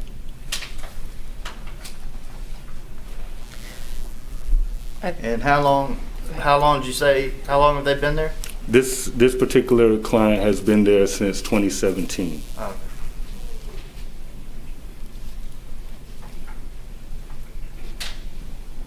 Is it like long-term transitional housing, or what's the role in terms of the continuum of care? You know, like at the House of Hope, we have emergency shelter, you know, transitional, and then long-term. What are they in a program of some sort? Are you using it for program housing?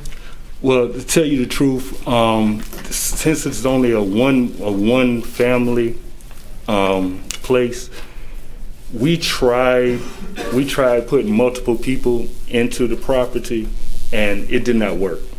So we have a client in there who has been in there, like I said, since 2017, and we've made multiple we make sure that the property stays well livable. And but that client has been there since 2017, and we don't want to put them out. So there's no plan of putting them out, if that answers your question. Yeah, I was just curious, like, what phase of the program are they working towards a transition into permanent housing? Well, to tell you the truth, right now, in their eyes, they are in permanent housing. So to put them out and put them into another permanent housing seems like it defeats the purpose. So right now, no, sir. To answer your question. Chair recognizes Councilman McCall. Okay, you mentioned this property specifically. I know that you all do a lot for the community. What is the program? Like, can you detail the program itself? Well, the program itself is the Emergency Solutions Grant Program. We have actually 2 grants going right now, 2 COVID grants going right now. It has 5 phases. It's the emergency shelter is 1, street outreach is 2, homeless prevention is 3, rapid rehousing is 4, and HMIS, which is the system that we use to keep up with everyone that's in the program. So it's multifaceted. The main part, emergency shelter, is to keep our shelter up and running. The street outreach, once again, that's for going into the streets to help anyone that we may see that may be homeless. The homeless prevention portion of it is for anyone who currently possibly could be homeless. They are behind on their rent, behind on their mortgage, and we can help them to not become homeless. And the rapid rehousing portion, that is for people who are currently homeless to put them into long-term housing, to long-term housing. How many properties do you all have in this program? Outside of the one that is city provides? We have 2 shelters. So other than that, we have the shelter here in Florence and East Florence and Jarrett Street, and we also have a shelter in Dillon also. And a last question about how many people? I think you probably answered that question. I might have missed it. About how many people do you all service? Out of this particular program, not just in one house, but the program itself. Oh, well, in the entire program throughout this year, we have served, if I'm not mistaken, it is 170 and some change. It changes every day, but as of last week, it was 170. Chair recognizes Councilman Jabala.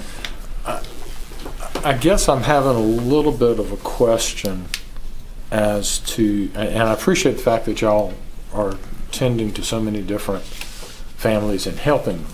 And we've had, as Councilman Braddock will tell you, the conversations about the city's involved in helping the homeless go back to before he ever got on council, and we're all very actively involved in trying to understand the problem, work collaboratively. I know there's the No One Unsheltered program that's going on, and that's a collaborative effort, which I'm very, very excited about that goes on. But I guess what I don't understand is how one family can be in a particular shelter for 4 years and not transition out, because when that one family's in there that does not, and it's a one family home, it does not allow opportunity for other families to come in. And there's many needs. Some are 2 months, 3 months, 6 months. I mean, I'll ask Councilman Braddock, because he's obviously much more knowledgeable about this, about the in your facility and what you're familiar with, what's the normal length of time that is involved in this transition? Chair recognizes Councilman Braddock. So what we're looking at with our new tiny homes is 0 to 2 years. So, we would hope that from our perspective as staff that we would help expedite that to 12 to 18 months. But we do realize that especially in situations where you got a single mother with, multiple children, if they have to be revocated, you know what I mean, maybe go out to tech and get an LPN or a different type of degree, that it could last longer. But we do hope to, within 2 years, take someone from coming into our emergency shelter on Church Street and then transitioning into independent living. And so, Also- the concern One is moment, that. one moment, Well, Councilman I was in the middle of my thing. Thank Yeah, you. well, no, because you passed off the council. Well, I just asked him a question. Right, but I do Madam have Mayor. a question and statement I need to make as well. So Well, this may- is may I your finish- second may I time? finish what I'm- So you can finish with this one? Yes, All thank right. you. So my question is, if the lease is a 5-year lease, is that my understanding correct, that what's being asked of us is to take the city property and lease it for another 5 years? Yes. Okay. If it's a 5-year lease and this is Councilman, city you wanted to owned, make a statement before you Yeah. finish. You wanted to say something. Go ahead. that's fine. Go ahead and make your statement, please. I just wanted to answer your initial Yes. question. Initially, you asked about how can they be in the program. The emergency shelter program, it cuts. We initially were a transitional shelter, which is a 2-year program. Emergency shelter is 9 months. This the housing that we're speaking on Wall Street. We initially tried using the house as emergency shelter, and having 5, 6, 7 different, even more different individuals in the house over a period of time was not working at all. So what we did, we allowed the house to become permanent housing for our client. Okay, so this is a permanent housing situation. Yes, we stopped allowing, overflow to go into that house. Like I said, it's very difficult to maintain the house with multiple people staying in the house. So, and also with this new grant, we also have money to overflow money for hotel stay. So that's what we're using that for the overflow. We're using our overflow clients. We're putting them in hotels now instead of in and out that house. Right. I appreciate your because that's really where I was going is kind of how is this temporary, but I appreciate you saying that this is really permanent housing for this particular family. Yes. And that helps clarify in my mind the confusion. Thank you very much for that. No problem. That concludes Councilman JaVale. Yes, I'm finished. Thanks. At this time, I would like to ask our Deputy City Manager, Scotty Davis, to come forward. Madam Mayor, just a point of clarification. Mayor Pro Temp asked about the 5 years. It's actually 5 years with an automatic 5-year renewal, so it'll be a total of 10 years as it's written currently. You know the discussion, the question. Chair recognizes Councilman Braddock.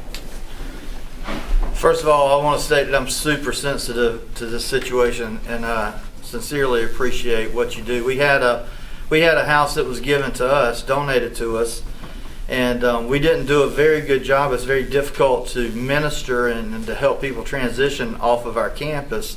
And a lot of times, if you give someone a house to live in, it's hard for them to transition out because they're going to transition, they're going to step down from where they are.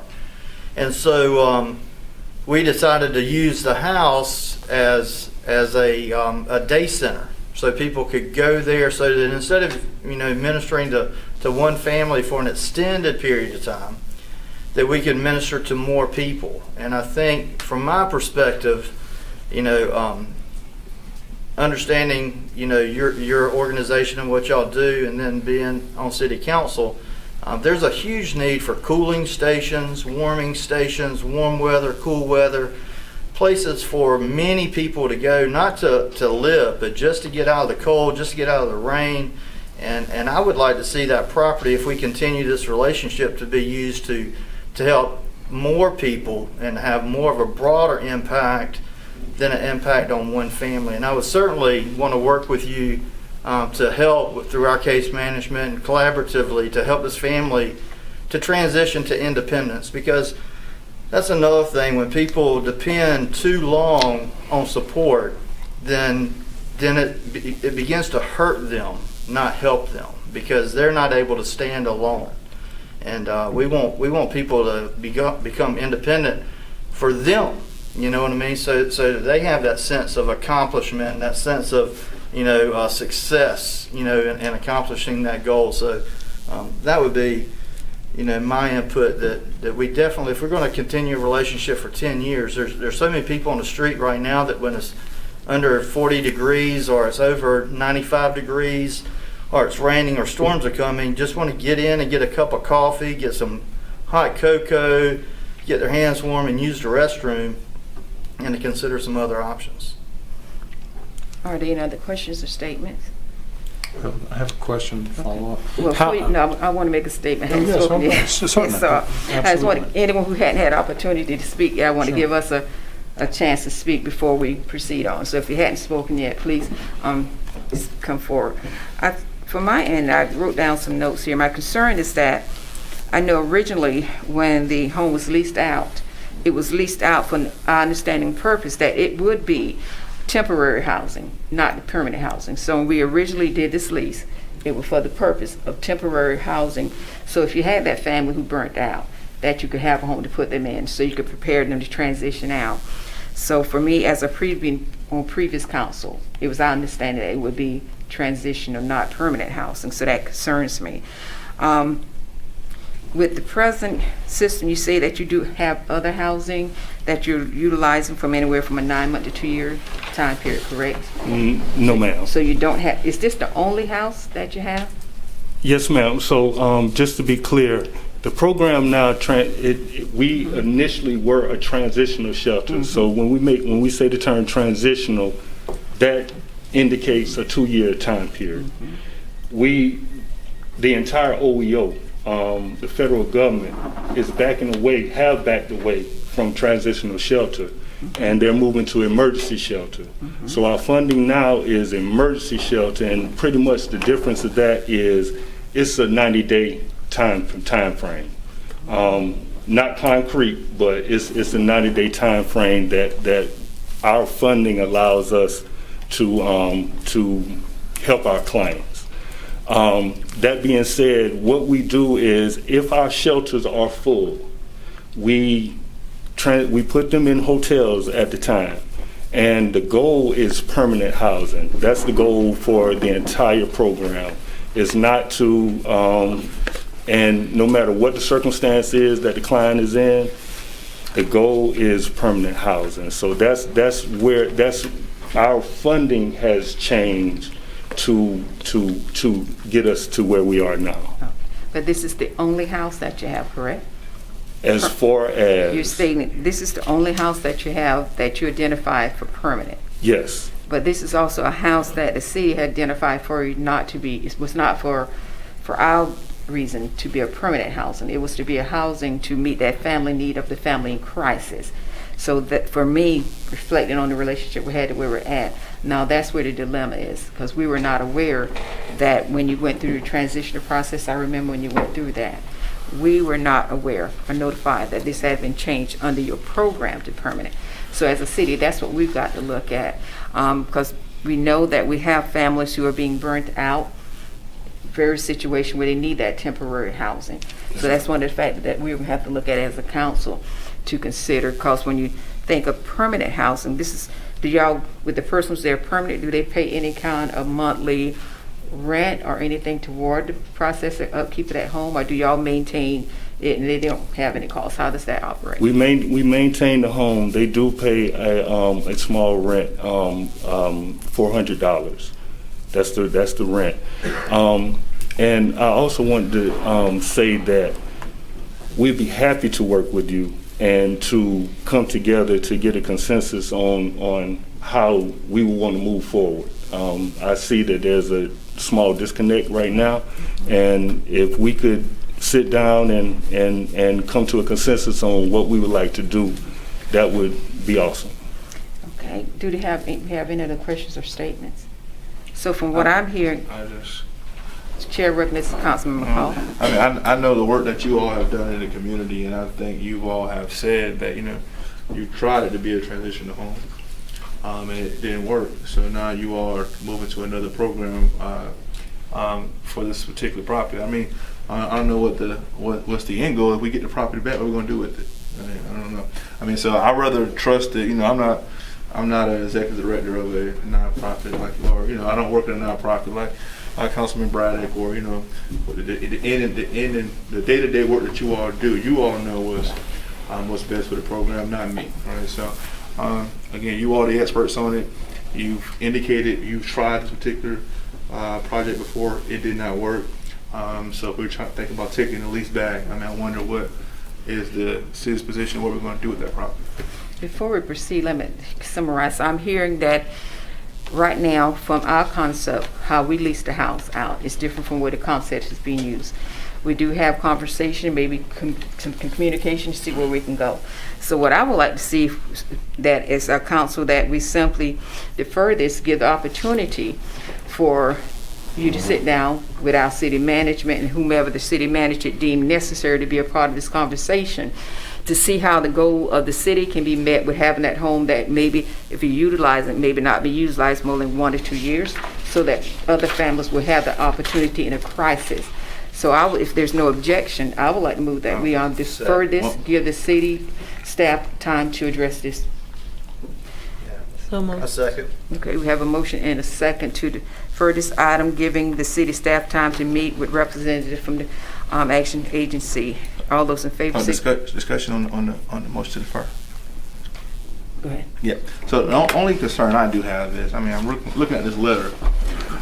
I don't know what was the questions that was asked of this agency, but it says, I'm reading the first line, as you know, the emergency shelter has changed directors twice since Reverend Mac Hines left in 2013. So I mean, I don't know if there's some type of ill will against this organization or what, but I don't know why it doesn't matter who was I mean, I don't know what questions was asked, but I don't know why it would matter who was the executive director of it. But again, I'm willing for allow them to come to the table and talk to city staff about coming up with another option. But I just want to make sure that we continue this partnership with this organization that has been going on since 2009, and to make sure that there is no ill will from anybody on behalf of this organization. And Agree. I'll leave it at that. And I'll vote to defer it.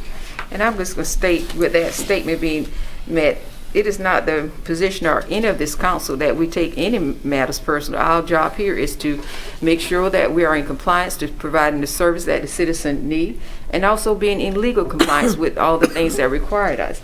And with the statement there I'm reading as well, I think that one of the notable things, yes, Representative, I have to say Representative Reverend Mac Hines, he was the forefather of this program. And I think that most people will identify this program back to his name.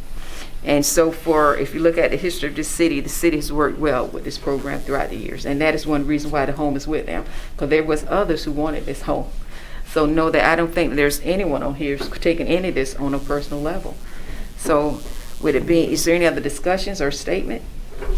And I agree. We just have to do what we can to have all the citizens of Florence, especially those who are in need. So all those in favor of deferring this item, giving the city staff time to work with the agency to come to a resolution, please signify by saying aye. Aye. Any opposed, like sign. Let the record reflect that resolution number 2021-41 has been deferred to give the city and the agency time to come together to bring a resolution. Thank you so much for coming before us today, and we're hoping that things will work out well. Thank you. Thank you, Ms. Mayor. Thank you, Councilman, Councilwoman. So at this time, we have resolution number 2021-44 that's up on our item here. That is the resolution that we discussed in the opening in reference to the public hearing, and the city manager gave us information and details in reference to that. Move to approve. We have a motion. Do we have a second? Second. So we have a motion and a second. Any discussion? All those in favor signify by saying aye. Aye. Any opposed, like sign. So let the record reflect that resolution number 2021-44 has passed unanimously. Next, we have resolution number 2021-45, a resolution honoring the Roja Afro-Latin dance for the contribution to the arts in the Florence and the greater PD. Do we have a motion? So moved. Do we have a second? Second. We have a motion and a second. Is there any discussion? At this time, as for the prior discussion, I would ask that Councilman McCall go ahead and read his motion so they'll know what they're voting upon. Go ahead. Yes, sir. Resolution number 2021-45, a resolution honoring Aroha Afro-Latin dance for contributions to the arts in Florence and the greater PD. Whereas the owners and associates of the Aroha Afro-Latin dance has established a dance studio and creative space in downtown Florence, and are small business owners in the community who are active in numerous civic events. And whereas the investment of the Aroha Afro-Latin dance is welcomed and is playing a role in the continued development of Florence's downtown business district. And whereas the owners are contributors to the community's growth through their advancement of the arts, diverse dance classes, and unique programs focused on equity and inclusion. And whereas the Great Florence Chamber of Commerce has requested that the city recognize the business efforts of Aroha Afro-Latin dance and its contributions to our community. And now therefore be it resolved that upon the petition of the Greater Florence Chamber of Commerce and in recognition of Aroha Afro dance's contributions to the continued efforts to promote the arts in Florence, the City Council of the City of Florence hereby declares the months of October through December the Aroha Afro-Latin Dance Quarter. And be it resolved this 13th day of December 2021. If there's no other further discussion, all those in favor of the resolution signify by please saying aye. Aye. Those the opposed, nay. We do have representative from the studio here, and we ask that you will come forward so that Councilman McCall may present you with the resolution. Thank you, Councilman McCall. Okay. Do we get to see Les dance? Yes. I'm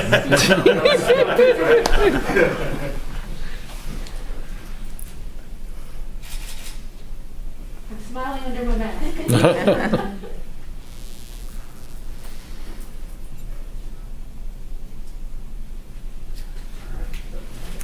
Councilman and Mayor, I'm going to make just a couple of comments on behalf of the chamber. If you want to, Les, you can go here to the mic so everyone can hear you. Okay.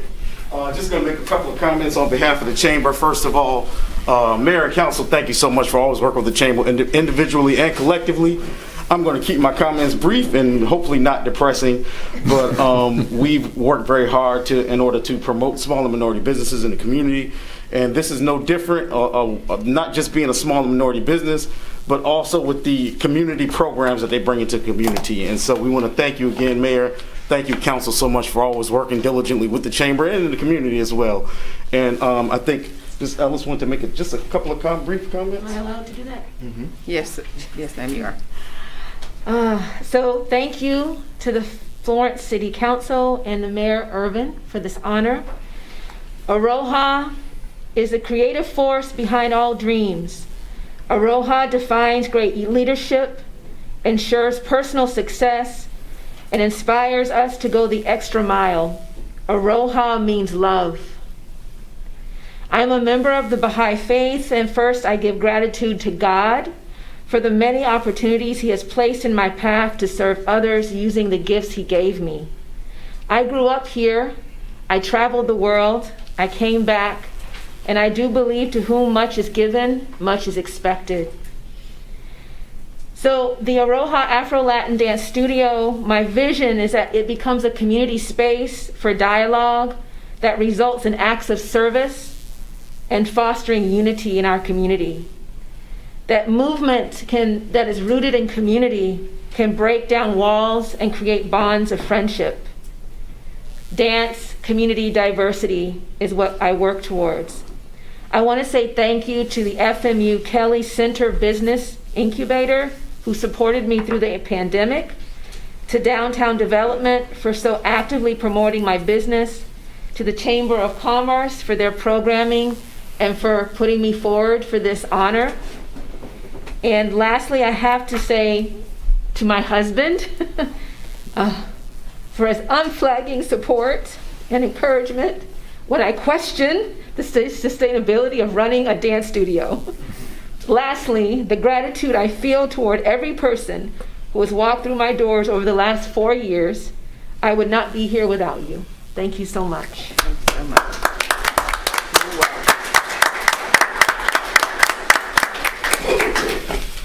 welcome. And I would just like to say thank you for being a part of the city of Florence. We appreciate you being here. Thank you. So at this time, we're proceeding on. We have resolution number 2021-46, which will be discussed in executive session. Excuse me. I'd like to ask a question. Yes. Chair recognizes Councilwoman Barnes. I wanted to know who, being that I put this on to be read, I would like to know who decided for it to go into executive session. Chair recognizes our city manager. I actually asked for it to be put on executive session following some questions that appeared to be legal in nature, to give council the opportunity to ask those legal questions prior to addressing the resolution. So it was an opportunity. Without putting it on the agenda, you wouldn't have that opportunity without making the motion. So it was put on the agenda to have the opportunity to ask of any legal questions prior to your discussions on the matter. As the chairperson of this committee, and my communication with you, Jim Peterson, the attorney, and Scotty, I was unaware until it came out on Friday that it would be moved to executive session.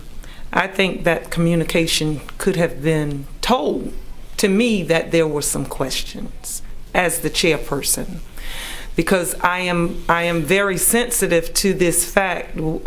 Maybe 5 months ago we attempt to start this process, and I want to make sure that there are no slow walking of this being completed today.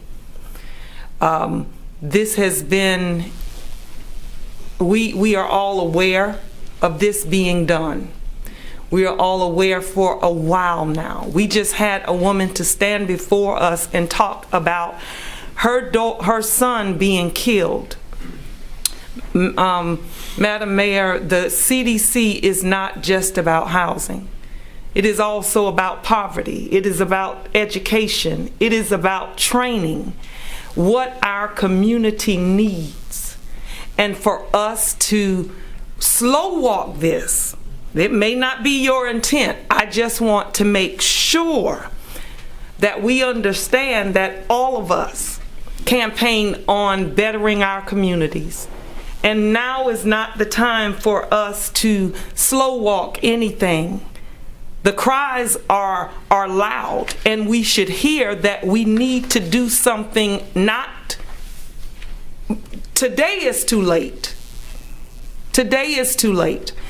And so I am a little thrown back by this, but I want to go on the record and make sure we understand that we should all be fighting for our community, all of us, and it should not be deferred or thought about later. We knew that this was coming for 6 months. And if we knew that it was coming, we should have done the work before now. Chair recognizes Councilman McCall. I mean, Is there, do we have to go into executive session on this? I mean, I know it's slapped on the agenda, but do we have to go to executive session on this? As for the legal opinion on it. In addition to that, I concur with Madam, with Mrs. Barnes, Councilwoman Barnes. I think the discussion should be had in public, not behind closed doors. So and if we're going back to talk about legal advice, I only want legal advice. I don't want to have no discussion about anything else other than legal advice. I don't think we can hide behind the discussion on this matter behind closed doors. That's happening in front of the community. We talked about investing in our communities. I think it's time for us to do just that. But I would like to know what are our options regarding executive session, even though I don't think she requested to be in the executive session. Yes. Obviously, there is no discussion on the merits of the item in executive session. That would be improper. It was put on here. The requirements of the Freedom of Information Act is that if someone needs legal advice on the matter, that's the lawyer giving legal advice to counsel and counsel asking the attorney questions on that legal advice. It has to be done in executive session, and it has to be noted on the agenda that it may be discussed in executive session for legal advice. There's no requirement. Council votes, as you know, before we go into legal advice, someone makes into executive session, someone makes a motion that we go into executive session to discuss a particular matter. If the majority of council doesn't want to go into executive session, there's no requirement that we go into executive session. But that notation has to go on the agenda in order for there to be an opportunity to go into executive session for legal advice. That's why it's on the agenda. We had some questions from various council members. We've had discussions with folks from the committee about how do we do this, can we do this, from a legal standpoint, not the merits of it. We cannot discuss merits in executive session. There would be no discussion of merits in executive session. So it'll be up to council when we get to that point whether or not we go into executive session to discuss it. Well, Chair Yes. recognizes Councilwoman Barnes. well, I would like to make a motion that we do not go into executive session for this. We have a motion and a second that we do not go into executive session for resolution number 2021-46. Any further discussion? Hearing none, all those in favor of not going into executive. Chair recognizes Councilman Braddock. Sorry, I just want to know which is the chicken and which is the egg. Because it seems to me like we've had resolutions that have come forward and a legal question comes up and then we vote to take it into executive session without it being notated, and then we come out and then we're able to vote. I just want to know, just for clarity for my purpose going forward, any time that there's a resolution or a matter that ends up in executive session, it has to be notated on the agenda prior to. That is correct, and it always has been. Okay. Well, I just need to know from it. Yeah. No, there's. So if we're discussing a resolution, I'm sorry, Madam Mayor, if we're discussing a resolution and then a legal issue comes up, then we would have to table it until the next meeting and then show that we're going to be in executive session. That would be the proper way before you could go into executive session to discuss it, unless it has that notation. Unless it's notated, okay. That notation isn't saying it must be discussed in executive session. It's saying it may be discussed. It gives us the opportunity. Yes. Okay. Is there any further discussion? So we have a motion on the floor. The motion is not to go into executive session for resolution number 2021-46. All those, if there's no further discussion, all those in favor of not going into executive session, please signify. Let me see a show of hands so I can know I got the right number. Show of hands. Okay. We have a total of 5. So let it reflect that resolution number 2021-46 has been voted upon not to go into executive session, and that is passed. So at this time, we will discuss our resolution number 2021-46. Do we have a motion to go ahead and to? So moved. We have a motion and we have a second. So at this time, we will have a presentation from Deputy City Manager Scotty Davis. Thank you, Madam Mayor.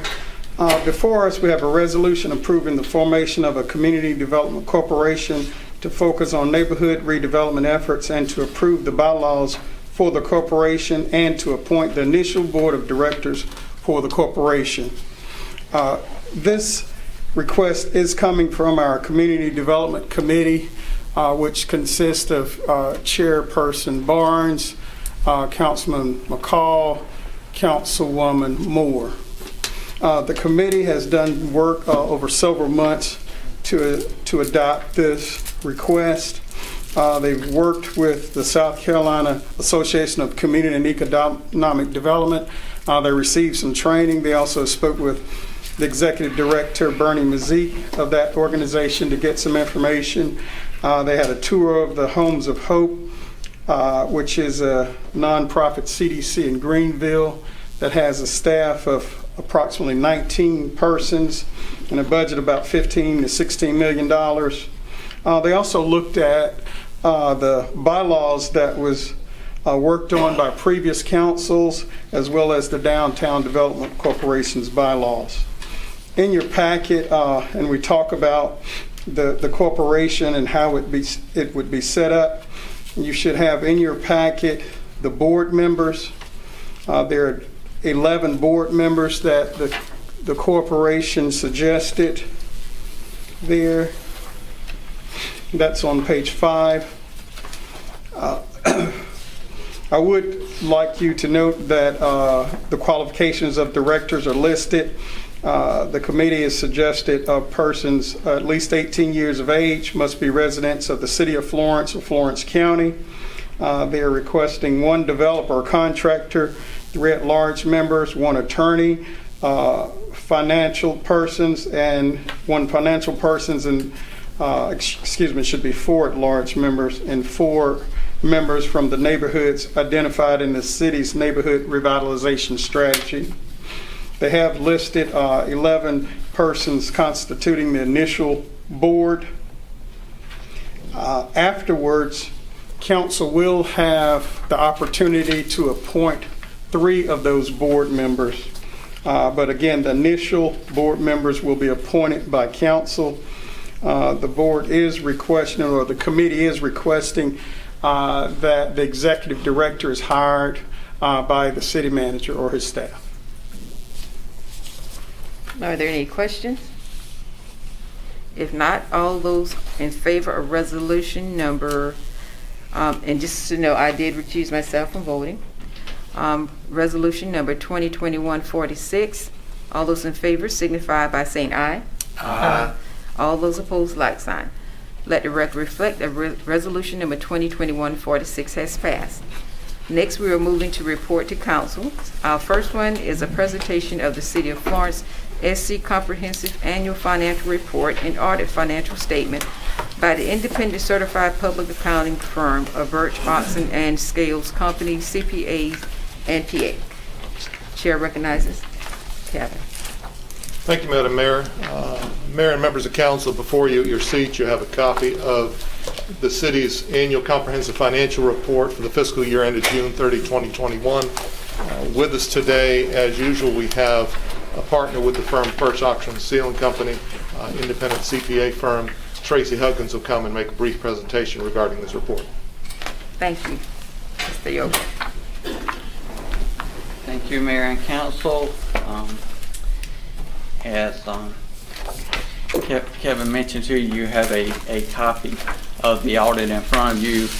I will mention a couple pages, that I'll just read off a few numbers if you do want to turn to it and look at them. But page 42 has your general fund on it. The final budgeted revenues for the general fund were $32,668,900. The actual revenues in the general fund were $38,854,872, giving a positive variance of $6,185,972. Your general fund expenditures budgeted were $46,591,850. The actual expenditures were $44,154,561, leaving a positive variance of $2,437,289. That leaves an operating deficiency in the general fund of the budget was $13,922,950, where your actual was $5,299,689, leaving a positive budget variance of, or actual variance over budget of $8,623,261. 49% of your general fund revenues were property tax credits, business licenses, franchise fees. Not asking you to turn to, but if you do want to turn to, on page 74 has the breakdown of the governmental funds fund balance, and on that page you'll see that the unassigned fund balance in general fund is $16,028,704. That is a decrease of $2,272,777 from the prior year, but the unassigned general fund balance is still 36% of general fund expenditures. So, you know, the number of being over 30 is where you want to be. But your total general fund balance did increase just under 75% this past year. And then, if you want to flip over one other page, page 45, and this is your enterprise funds. This would be your water and sewer and the stormwater and utility funds. Operating revenues for the year were $44,152,699. Your operating expenses $29,104,184. The net non-operating expenses would be $3,956,287. The capital contributions for the year $3,338,645. The net transfers out to the general fund and other funds $4,080,000, leaving a net income in the enterprise funds of $10,350,873 for the year. Your book you've got in front of you is 188 pages. I just want to highlight a couple. At the beginning of the book is your annual comprehensive financial report letter transmittal. It's on pages 8 through 14. You know, that's one of, because it's an annual comprehensive financial report, that's one of the two areas I would say, well, really more than that, that you might want to read, because it gives a lot of detail on the general discussion of the city and its structure and prospects. Center of the book, that's the heart of all the financials. So we just went over the larger of the two numbers, but of the two areas. The management discussion analysis on pages 23 through 33 gives really a synopsis of the entire book in those 10 pages. So if you didn't read a lot in the audit, that's a good area to look at. The audit is an unmodified opinion. No deficiencies noted in the audit. Nothing we needed to bring to council. And I guess the only other thing I always like to mention in the back of the book is the statistical section. It's on 152 through 179. That gives a 10-year of economic and financial trends. So that's real interesting just to see different trends in the city. Any questions? Any question? Chair recognizes Councilman Braddock. Yeah, Mr. Huggins. The what accounts, if you can say, for the increase in the miscellaneous from a budget of $500,000 to $4 million, roughly $4.6 million? Is there any specific thing that accounted for that? What page are you on? On 42. I don't know if it may CARES money or. And the top under revenues is the last category under revenues. I might have to get back to you on that. I don't remember exactly. Okay, and it just seemed like a pretty So, huge increase, $4 million increase. Let myself or Kevin Yoakum get back with you on that. Not to put you on the spot, just Yeah. hey, I like $4 million increases. Just if it was something that could be duplicated, that'd be great. Yeah, I didn't read details, so I don't remember. Is there any other questions? If not, thank you so much for your report today. We appreciate it. Mr. Yoakum, thank you as well. Next we have, and Kevin, do you have any statement you want to make? No, I was just preparing to go to the next item, Madam. All right. If that completes item number A, our next item is B, a report on designating a bank service evaluation and recommendation committee to review the results of the proposed request to provide the city's bank services for a 5-year period. So at this time, we have our report to council. Madam Mayor and members of council, our current contract with our current bank, First Citizens Bank, expires January 31st. As such, Linwood Givens, our purchasing agent for the city, issued a request for proposals a few weeks ago. Those proposals were delivered to all 12 financial institutions that have locations inside the city limits of the city of Florence. Those proposals were due December 3rd. As you see in your agenda, we've received proposals from 3 of those banks, First Citizens Bank, TD Bank, and Wells Fargo Bank. Today we're requesting the mayor to appoint 3 members of council as an evaluation panel. As soon as those members are appointed, I do have the proposals with me in chambers to give to those 3 members, and we'd like to schedule a meeting with that committee as soon as possible so that committee can come to a recommendation to come back to council at the next regular council meeting. At this time, I will serve to appoint Councilman Chaquez McCall. And if any members, as I'm appointing, if you have interjection, please state so as we are going through. Next, I would like to appoint Councilman William Schofield and Councilman Brian Braddock. Those will be appointed. Do council members accept?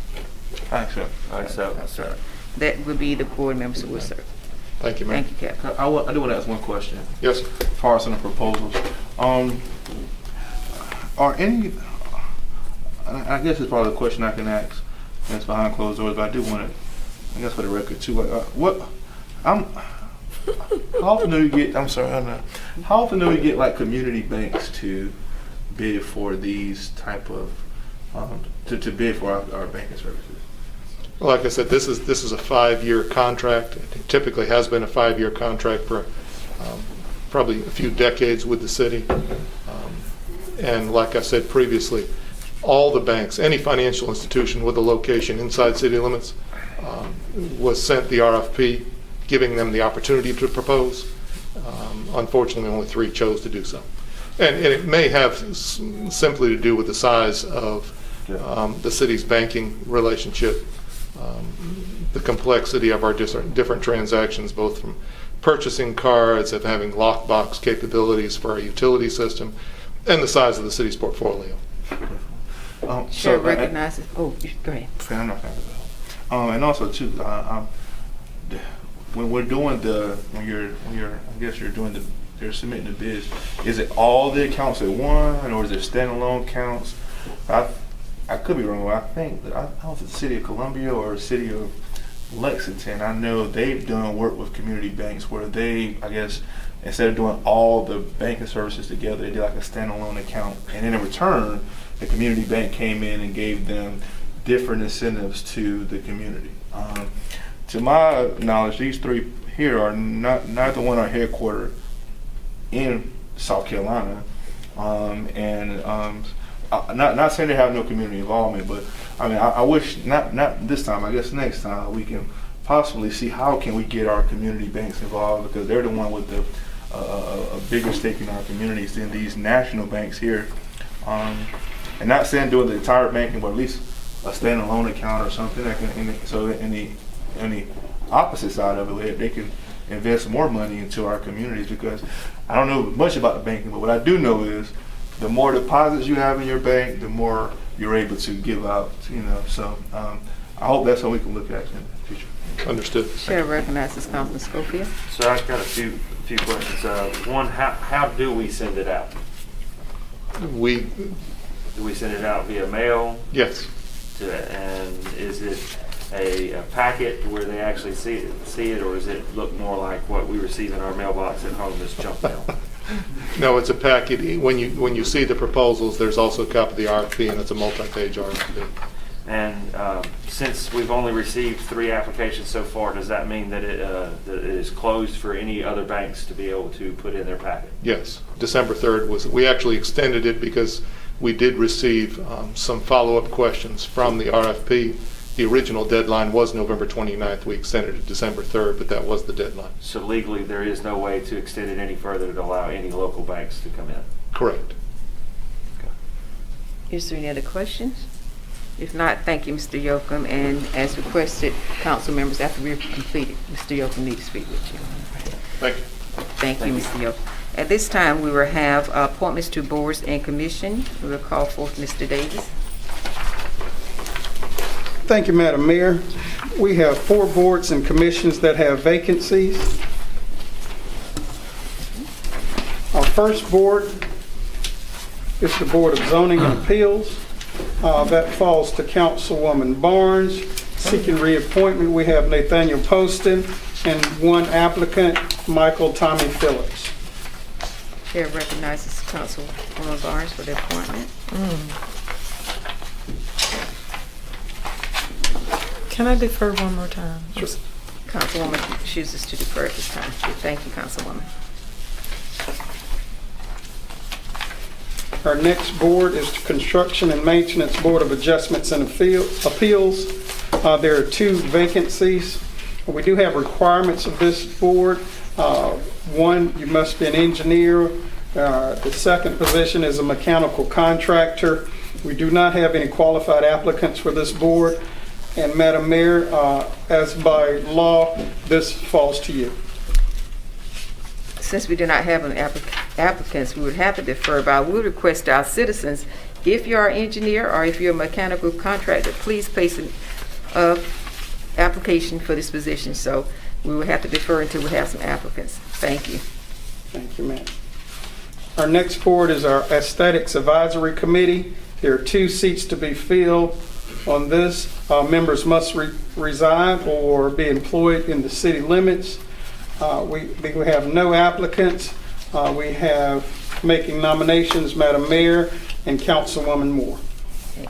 At this time, seeing there's no applicants, we would have to defer. Thank you. And same request, if you have any concerns or desire to see the improvement of our city when it comes to appearance or in our environment, please place an application in. Thank you. Finally, we have the Resilience and Sustainability Advisory Committee. There are 5 seats to be filled on this board. You must reside or be employed within the city limits.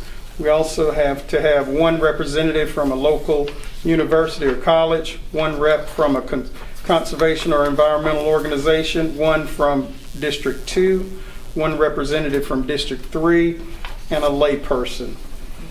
We do have 3 applicants for the position. Travis Knoll, he meets qualifications of a representative from a local university as well as a layperson. Ms. Lisa Pike meets the qualifications for a representative from a local university or college as well as layperson. And Loretta Slater meets the qualifications of a representative from a conservation or environmental organization. Nominations fall first to Councilman McCall. Chair recognizes Councilman McCall for appointment. Yeah, I know all 3 of these people. I would nominate Mrs. Lisa Pike. Chair, Councilman McCall has nominated Mrs. Lisa Pike. Do we have a second to his? Second. We have a Motion and a second that Ms. Lisa Pike be appointed to the Resiliency and Sustainability Advisory Committee. Any discussion? Hearing none, all those in favor signify by saying aye. Aye. Any opposed, like sign. Let it reflect that Ms. Lisa Pike has been appointed, and on there she's qualified for ARE. Council member, which position are you? So he can have his I would record. do A. I think she's Okay, so, a biology teacher. so you have university representative, so that position now has a representative. Okay. She gave me a C, by the way. No, I'm not going to touch that. Okay, so I didn't. Yes, ma'am. Next, we have Madam Mayor, falls to you. Okay, all right. So you have your A's been filled. You need a layperson. I'm going to appoint for a representative for Conservation and Environmental Organization. That individual is Ms. Loretta Slater, and she meets that qualification for B. That is my motion. Do we have a second? Second. Second. We have a motion and a second. Any discussion? Hearing none, all those in favor signify by saying aye. Aye. Any opposed, like sign. Let the record reflect that Ms. Loretta Slater has been appointed for B, representative from Conservation and Environmental Organization. That completed. Do we have another one, correct? Yes, ma'am. Next, we'll move to Councilman Braddock. Chair recognizes Councilman Braddock. I'll nominate Mr. Travis Knowles. Which, so that would be for Yes, position. E. For E, layperson. Do we have a second? Second. Okay, we have a motion and a second. Any discussion? Hearing none, all those in favor signify by saying aye. Aye. Any opposed, like sign. Let the record reflect that Mr. Travis Knoll has been nominated and approved for position E, which is layperson or resident of the city of Florence for the Resiliency and Sustainability Advisory Committee. Question. Chair recognizes Councilman JaVale. So there's still one slot to be filled? Is that There- correct? There'll be 2 slots. 2 slots. So which slots are the ones remaining? I'm looking at A, B, C, D, E. I'm just trying to figure out which ones are the ones remaining. Yes, there's a representative from District 2 as well as representative from District 3. Okay, so C and D? Correct. Okay, thank you. And the final, Councilman, Mayor Pro Tem, you do have a nomination if you have anyone. We have no more applications. Well, that's what I was saying. It's hard to nominate those people that are not on the list. Thank you. All right. So that concludes our appointments to boards and commission, and to all of our fellow citizens, please take a look on the City of Florence website so you can see if you qualify to serve on any of these committees, and we thank you in advance for putting in your application. Next, we have report of committees. First, we will have a report from our chair of the Business Development Committee. The Business Development Committee was set to meet, but it fell on the same day as Senator Leatherman's funeral, and so we did not meet at that time, and our meeting is going to be, there was no November meeting, and so there'll be a December meeting instead. That I believe, if I'm not mistaken, is going to be this coming Friday. Yes, okay, we'll be meeting in December instead for this coming Friday. But I would like to commend the Marketing Committee as well as the Community Redevelopment Committee for their hard work that they've been doing and helping to move our city forward. Thank you for that report, Chairman. Next, we have a report from the chairperson of the Community Development Committee. Thank you, Madam Mayor. I guess we've already had our spotlight. We got the CDC approved, and we're really, that's been all of our efforts. All of our efforts, the committee has worked to get this underway, and with council support, it has happened. And so we're so grateful and thankful on this day. I'm want to jump out of my seat and do a happy dance, but we're really happy about this. We have nothing else to report. Thank you, Councilwoman, for that report. Next, we will have a report from the Chair of the Marketing and Public Relationship Committee. Thank you, Madam Mayor. And I guess we have had our spotlight as well. We have reached 70% vaccination rates with at least one shot. Primarily, our discussion, our meeting was we were following up that we had a PSA secured from WBTW, community broadcaster Cumulus, iHeartRadio. In addition, we had some digital billboards from Adams Outdoor, all encouraging everyone to test before you gather. I think that was very successful. In addition, we talked about going into next year, a development of our communication strategy. Again, talks about being the All-American City. In addition, we also talked about, again, looking at an annexation plan for the city for next year. And the next meeting, which is, I think, Thursday. I don't torture people like George and do Friday meetings. We do Friday meetings. We're meeting on Thursday, and I think we're going to have a representative from Representative Mrs. Holly from CVP to come and give us a presentation about how we can better partner with them and moving the message and promoting the city of Florence forward. Right. And that's my report. Thank you. Thank you, Councilman and Chair, for that report. And next, we will prepare for our executive session items. Our executive session items will be A, to receive an update on a proposed economic development project 30-4-70A5, and to receive, for B, to receive legal advice on redistricting 30-4-70A2. Item number C has already been addressed, so it shall not be a matter voted upon at this time. So do we have a motion to enter into executive session? Motion. Do we have a second? Okay, there's a motion and a second. If there's no discussion, all those in favor signify by saying aye. Aye. We have returned from executive session, at which point no actions or vote was taken. We received update in the proposed economic development project. No actions or vote was received on that. We also received legal advice on reference to our redistricting. No actions or note were taken. So that concludes our executive session, and that concludes our agenda. Is there any discussion, any questions? Move to adjourn. Have a motion? Second. A motion. All those in favor signify by saying aye. Aye. We stand adjourned.